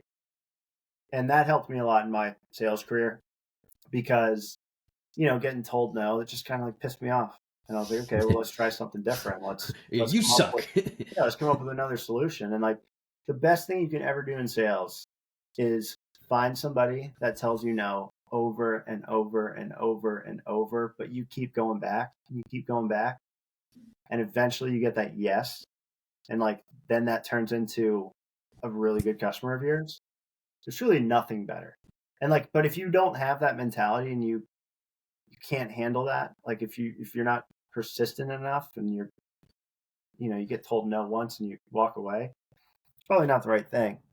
And the other thing is, like, I have a very different style with sales. Like, people can be aggressive and really pushy and pushing their customer and all that stuff. And I've never been that way. I'm a pretty laid back guy. And so basically what I've done my whole career is I just lay out the facts of what I have to offer their practice. This is what it can do for you. But at the end of the day, it's up to that doctor, right? And I'm not going to put, I may argue a little bit, but there's only so much I can do. It's really them and their decision to bring whatever it is I'm trying to sell them into their practice. So I don't know. I guess if I'm trying to think about like somebody starting out in sales, going back to it, man, it's like, it's just practice. You said it, reps, right? You just go through the reps, find out what works for you, what doesn't work for you, rely on the people within your network or within the company that's having success. And every single person you talk to is good at something that somebody else isn't. So like you pick up all these little tidbits and pieces that end up helping you throughout your career. So, I mean, I would, go into sales. It's super fun. It can be very lucrative. So yeah, but there's absolutely challenges, but like with any role, right? Yeah.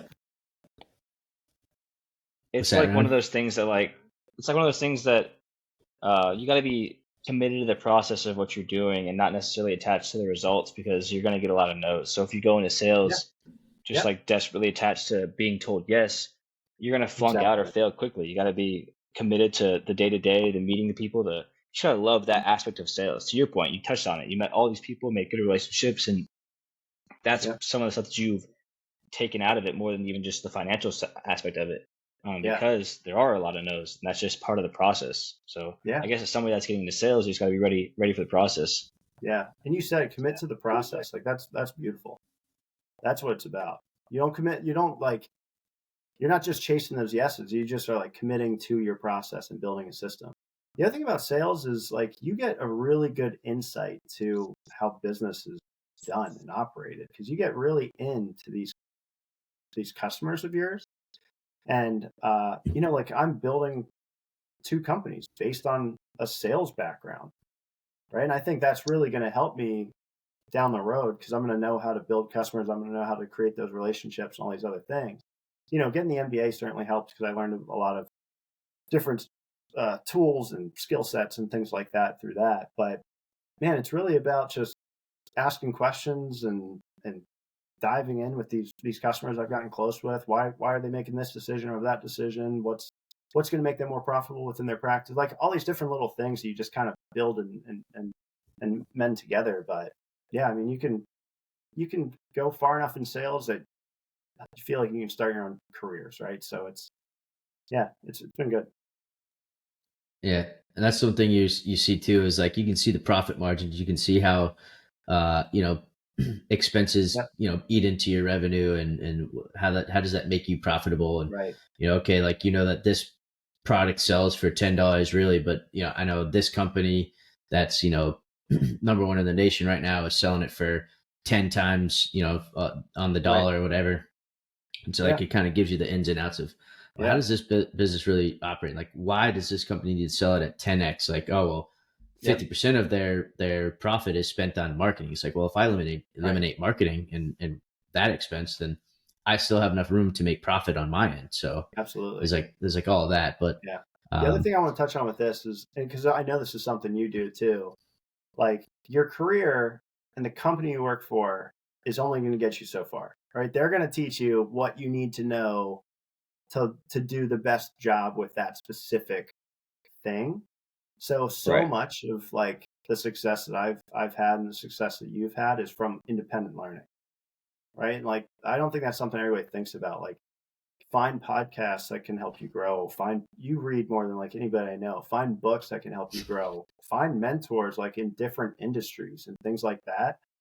So our careers are only so much. And that's honestly why I'm creating my own companies, because at the end of the day, all I'm doing is feeding someone else's bank account, right? And they're constantly changing things as to how much I get paid. And like, it's like, I don't want this frustrating soapbox about starting your own company, but like, it's not a terrible idea. If you get tired of being just in the run of corporate America, then you got to do something more than just your job on a day-to-day basis. So like, again, find a podcast, find books, find people in your community, like do whatever you can do to learn more than what is in your narrow scope.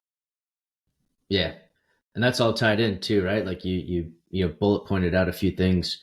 One thing we tapped into is build your network, right? And kind of building your network is similar to building your experience and knowledge base, such as reading or learning, doing extracurriculars to build out different experiences levels for yourself of if you're a salesperson, like you need to go out and you're afraid to, if you're afraid to speak in public or on stage, like go out and put yourself in a vulnerable position where you have to talk on stage, get on a podcast, talk to guests. It helps you practice and understand. It's really all part of the process is just growing. It just takes a little effort, right? Like it's so easy to get complacent in life. So easy. Like if you want to be more than what you are today, you got to do something different. So like during COVID, you just kind of brought up something that I did. So like during COVID, I ended up taking a public speaking course through Rochester University in upstate New York. It's like a virtual course, right? because I knew that was something I wasn't great at and I needed to get better at. So I did that, and then also with all that downtime, I decided to jump into my MBA. So it's just like you just got to expand your knowledge, and just constantly be growing. Like figure out what you're not good at, right, and then find out how to be better at it. Yeah. That's that. Yeah, that comfortability and the complacency is really it's toxic unless you truly are happy with it. But if you're sitting there, looking in the mirror like, gosh, this day sucks, I hate my job, what would you do to make it better? Did you to change it? Like, if you're so afraid of change, then you're gonna get stuck in that rut. But if and really change you do, is scary for everyone. Oh, in any it's the first any step. facet of it. Yep. Yeah. Yep. Absolutely. And so this, I guess, is going to be a shameless plug, but you talked about the reading too as a component of it, and where I've applied that for myself, and I know you, because you've known me for a long time. Yeah. Did I ever, when we were roommates, did I ever pick up a book? If you can remember. I don't know. I don't recall. Maybe a textbook. Probably not. And barely at that, right? Yeah. No, that seemed like something that happened after the fact. And I feel like it's because you started to find passions after college, and that kind of that sparked it. Whether it was real estate or crypto, and that's something you've always done. Like, you find these little niche things that you're interested in, and you don't just take a high level overview of that thing. You drill down as far as you can possibly drill. So with that comes a ton of independent study, right? So that's something I've always been impressed by with you.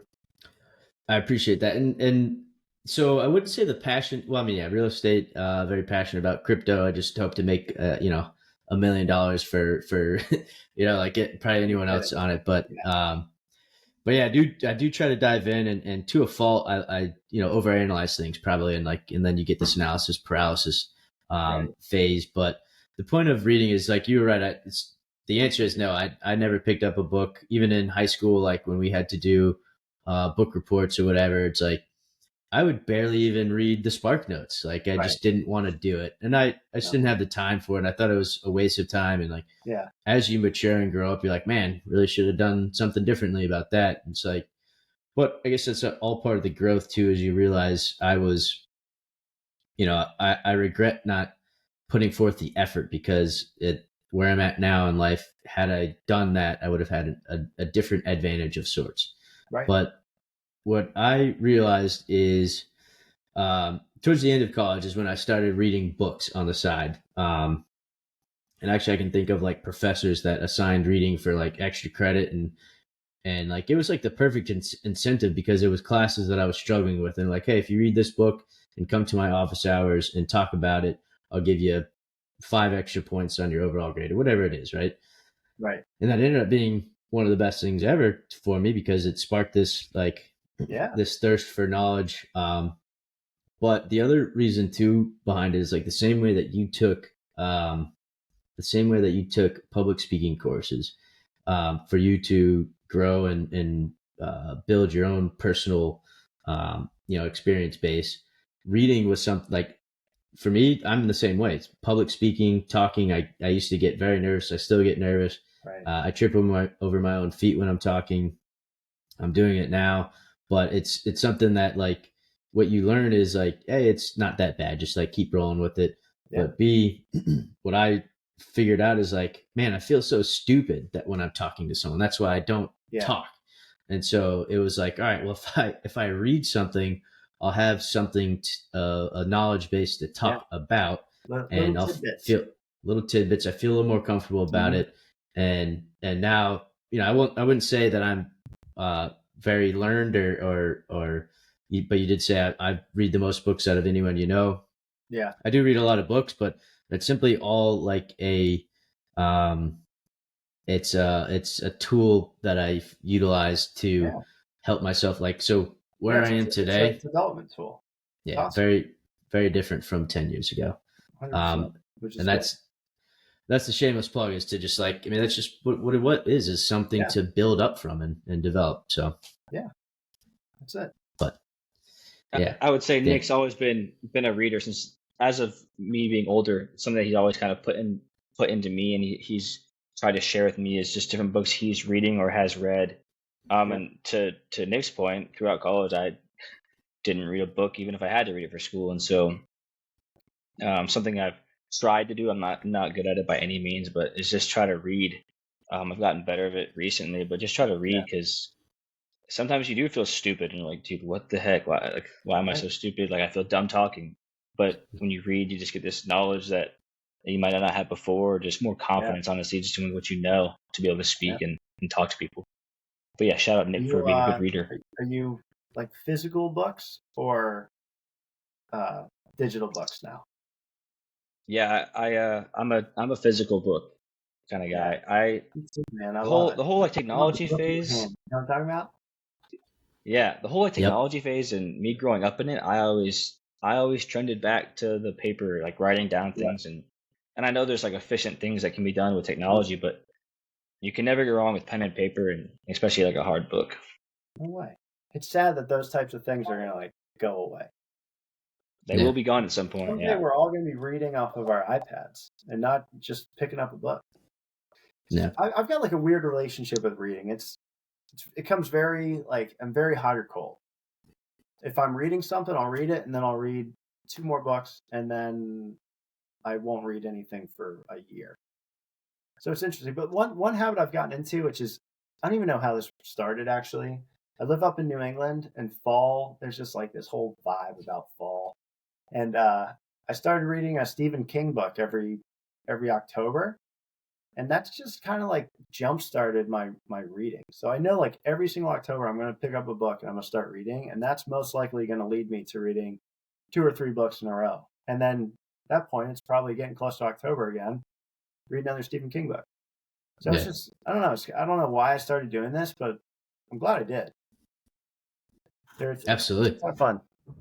It's I mean, that's one of those little mind tricks too, is like you found a way to incorporate enjoyment from it, right? Like rather than a chore, like, so I can tell you in school when it was an assignment, same way like at your job, like, you know, you get frustrated like doing this, like you're just a dollar on a page, like at school you're just forced to do this assignment, and you don't, and like I intentionally don't want to do it because you're making me do it. Like exactly when you're reading for or doing something for your own personal enjoyment, what you've created is this little mind trick. Like I enjoy, you know, the fall vibe in October and in New England, and therefore you read this Stephen King novel, which you enjoyed the book. Stephen King is one of the, you know, the greatest authors of all time, right? Yeah. And so he knows what he's doing, and it kind of gives you this joy to start the next book, whether it's Stephen King or another book or something of personal growth, whatever it is. But it's a little mind trick, I'm sure.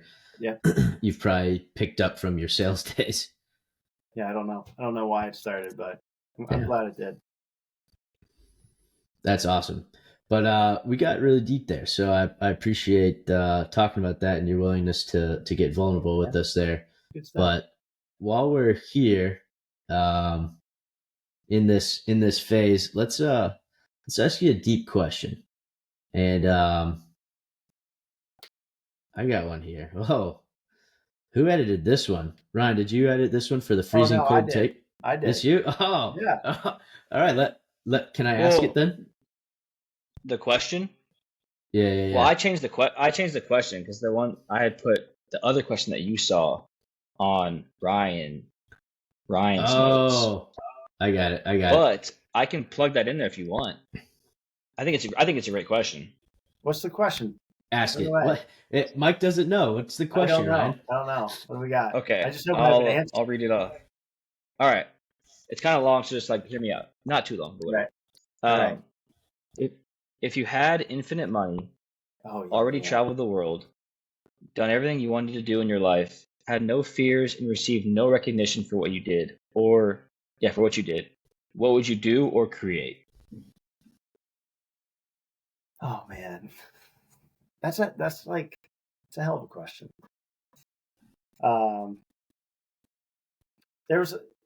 I saw this question ahead of time, and I didn't do enough research into it.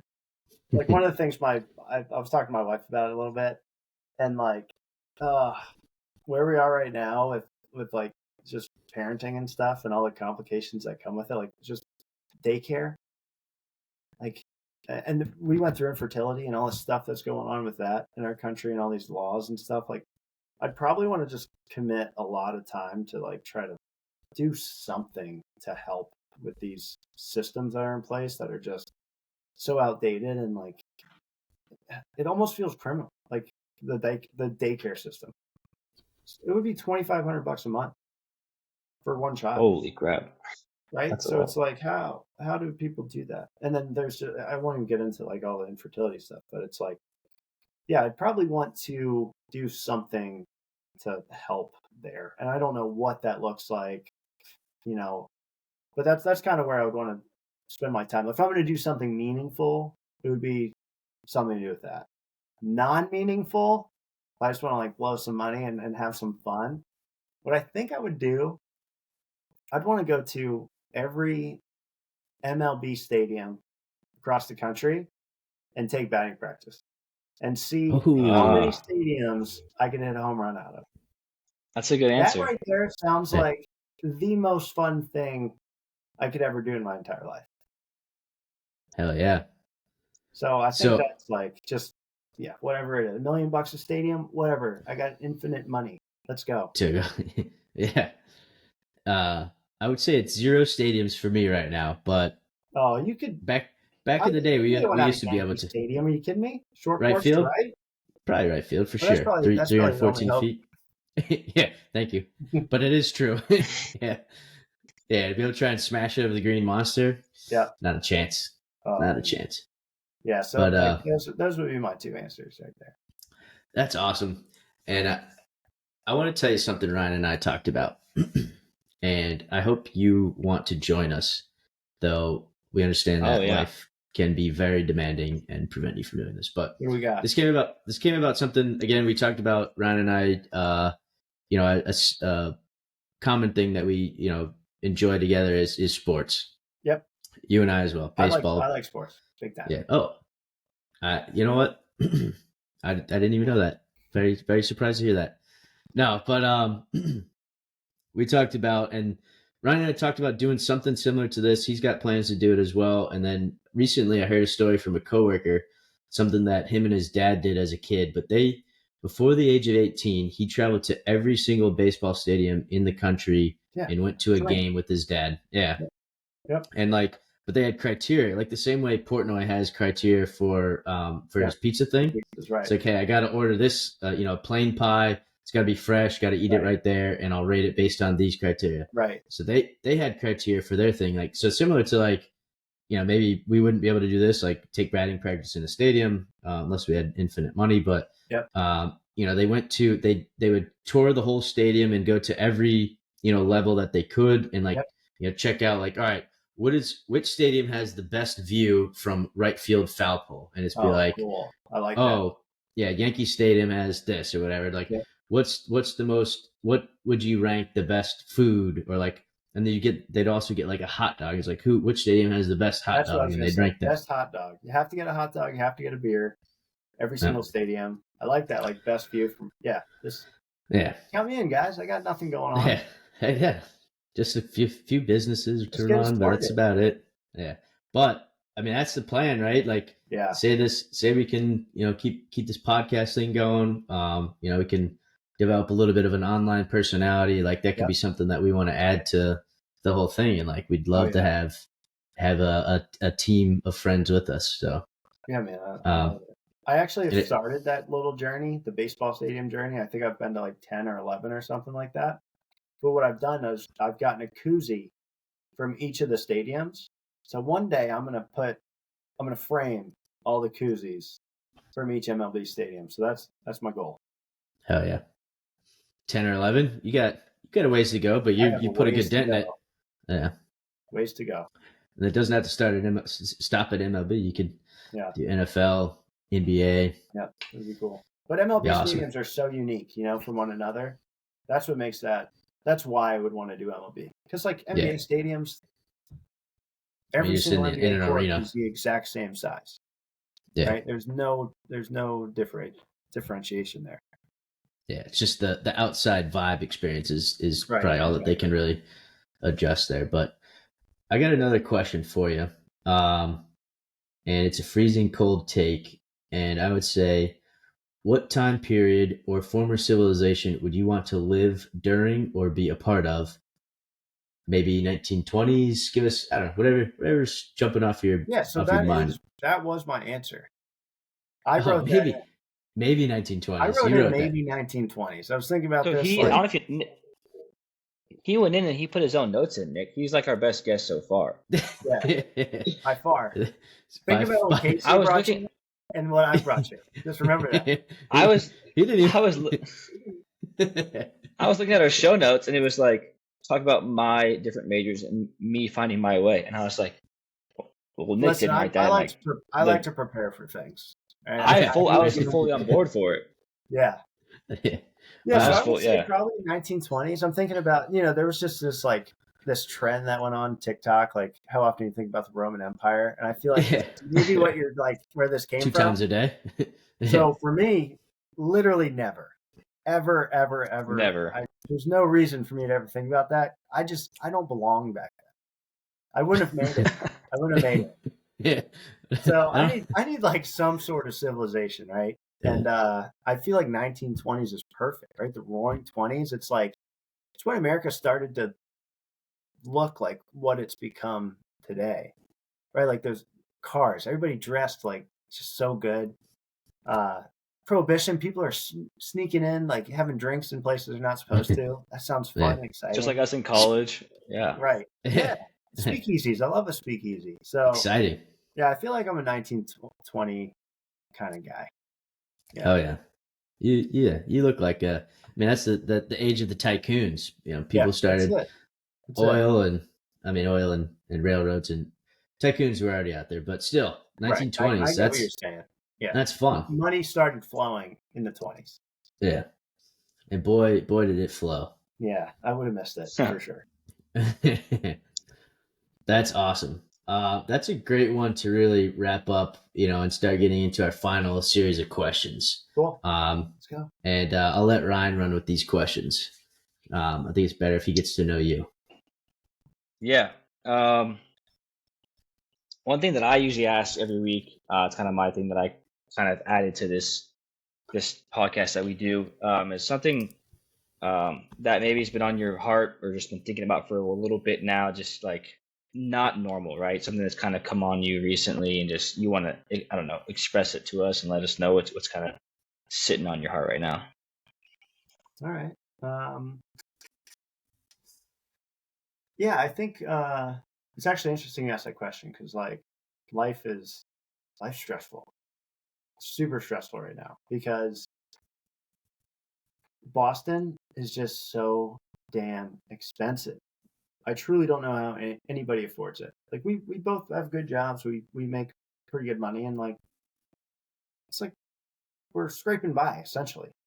It's what it feels like. We put stuff away and all that kind of stuff. So we're still doing okay there, but we've been seriously contemplating moving recently because we just can't. We're at a place now where it's like we don't know if we can afford to stay here. And we love it here. I've been here for 10 years. I absolutely love living in New England and Boston. And we're looking at literally buying a home in Charleston, South Carolina right now. And I'm serious. I will find out within the next week if this is happening. A couple of pieces need to fall into place. But yeah, that's where we're at, man. It's it's just super stressful. And at what point is this enough? Something's got to give. Because like I talked about daycare, $2,500 a month. We're fortunate we're not paying for that yet because we get to go to her grandmother. But that's going to end shortly. And then we're going from $1,000 a month to $2,500 a month. And where's that money coming from? And then we want to grow our family. And at some point we may have 2 kids in daycare. $5,000 extra. We also, our lease is up soon, so it's we would have to move into a new apartment, and that's going to bump up our monthly payment by $1,000. So it's just like all this stuff is coming down on us right now. So we're having to take a serious look inside and figure out like what is most important to us and how do we find, more happiness in life. So yeah, we may move south, and we're looking at building this beautiful home in Charleston. And there's just, there's a couple of pieces that need to fall into place, like I said. But yeah, man. So that's what's going on. That's what's on my chest right now. A lot of moving parts. I hope it works out. Obviously, the way that you want it to. I mean, I've heard from a lot of people. I mean, obviously, people go live in large metro areas. Boston, New York, L.A., San Fran, and they talk about how great it is, but how damn expensive it got, and they move out to the burbs or cheaper state, cheaper location, whatever. And the problem is the burbs aren't even cheaper. It's like you've got to go so far. We would have to change jobs. Like that's how far we'd have to go for it to get like possible. Yeah. So yeah, I don't know. Yeah, and I know that Boston is a big part of who you are. You're one of the biggest Red Sox fans I've ever met. And used to be a Yankees fan, but but again, I was young and dumb. Yeah. Well, so, but I will say, whenever we go out in Boston, when I've ever come up and visit you and we do something there, hands down, always have a good time. Like that's just how. I mean, man. The host is great, but I think part of it has to be Boston too. Such a fun place to go out. The best. Nothing like Boston hospitality. I plan on coming back every year. I just have to. I love it here. Yeah, it'll hurt a lot. We've got family here and all that kind of stuff. It would be a really challenging move for us emotionally and whatever else, but I think it might be the right thing to do. So we'll see what happens. Charleston's not a terrible location either. Yeah.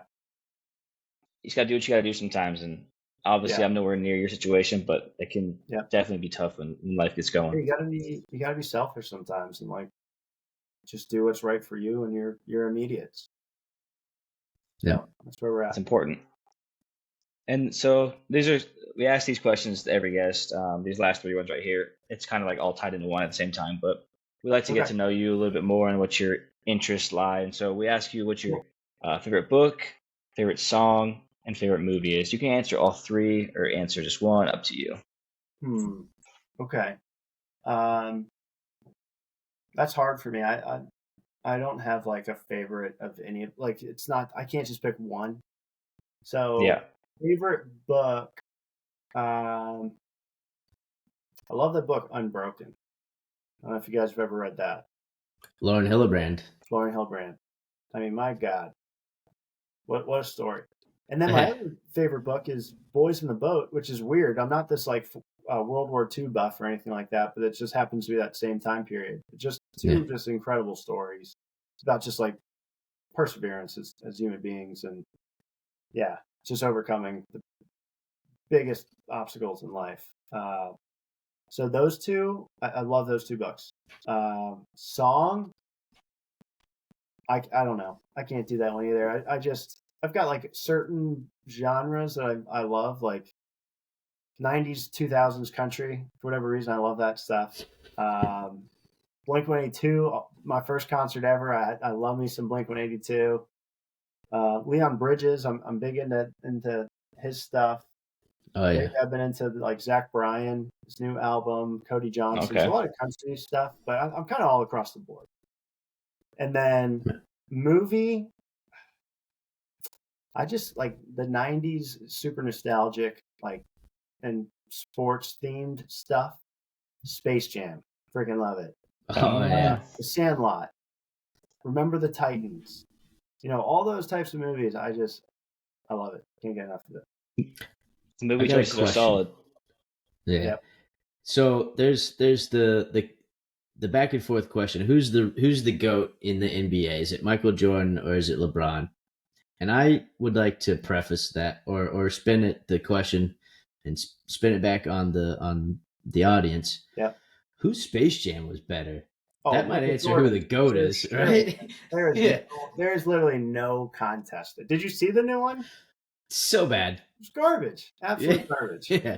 Absolute garbage. So I think we could put that question to bed. MJ is the GOAT for now until another that's like athlete. such a hard LeBron's thing. great, but It's such a hard thing. I mean, MJ, I've got something for people who like stick with their team, and like the way that Jordan was essentially with the Bulls his whole career. He spent a little bit of time with the Wizards, and then he was playing baseball and stuff like that. But like, I don't know, for whatever reason, like that commitment to one organization, that helps me like think Jordan is the best. And I know it doesn't really correlate with talent on the court and all that stuff, but I just feel like there's something there. You know, LeBron had to bounce around and get partnered up with different people in these different organizations, and like MJ was just able to do it with, you know, with what he had. And yeah, I don't know. They're both incredible. Like LeBron's been doing it for so long, and for him to still be like a top 5 player in the NBA at his age is absolutely insane. Yeah, so, the longevity is unreal. Yeah, absolutely. It's unbelievable. Like just full respect for the guy. Yeah, we'll have to have another episode where we talk about that because we'd go on forever. But yeah, okay. But sorry, I had to jump in there, but. I think we got a few more questions for you. What do you got? Oh, I mean, just I guess we kind of talked about your companies that you're starting, and so I guess that's taking up a lot of time. But is there anything, I guess, outside of your full-time job, outside of the 2 companies you got going, that you've tried to take on as a new hobby or something to do in your somewhat of free time? I mean, those are my new hobbies because they're still so fresh. Like within the last 5 months, I started Dental Collective. In the last 2 months, I started the Brewing Collective. So that consumes my life. Like between day job, that and just family, that's what I got going on right now. All right. And then my final one to really get to know you a little bit, since I don't know you really at all. Is there anything that people like me that just kind of met you or don't know you that you wish they could know about you, or you wish everybody knew about you? Something that people don't typically know, or Nick might not even know. Fluent in Italian. No, I'm kidding. I don't speak. Didn't know that. Oh, he got me. Arrivederci. Buongiorno. No, I don't.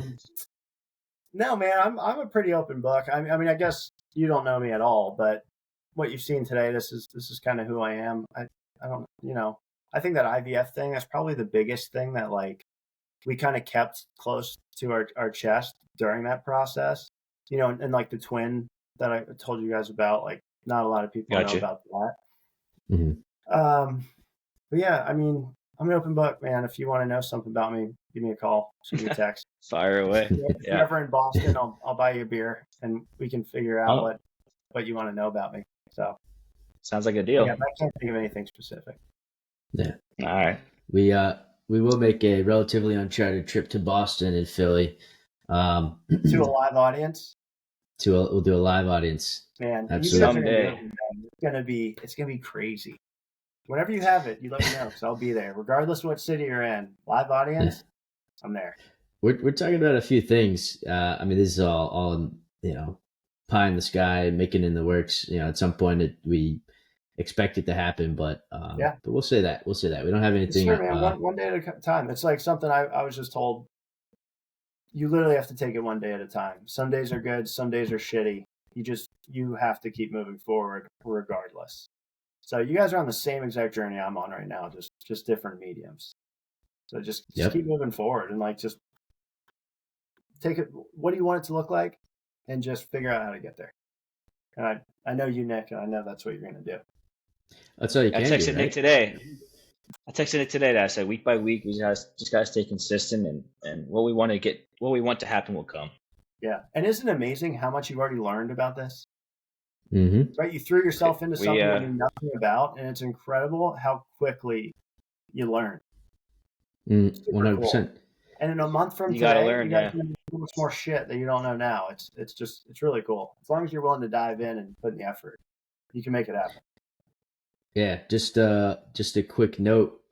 Episode 10 will be a one-on-one with Ryan and I talking about just that, is what have we learned. Cool. So it'll be a little special episode, and obviously, we're gonna just talk about it, right? Just get on the mic and talk about it. So yep, that's awesome.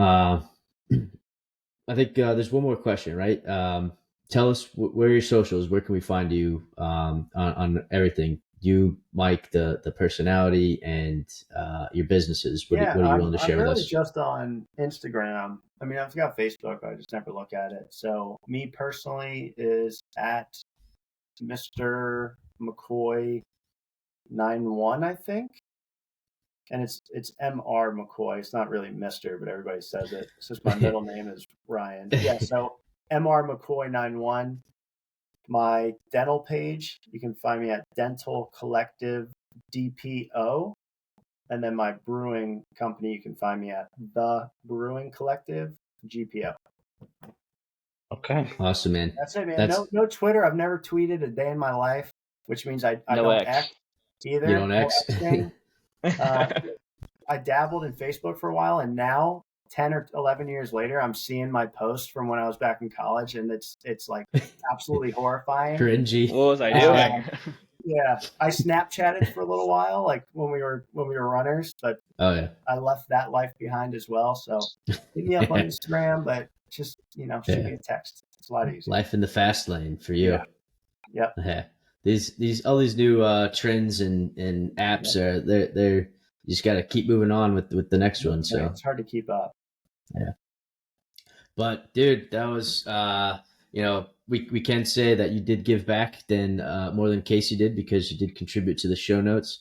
Not to say Casey's episode wasn't great.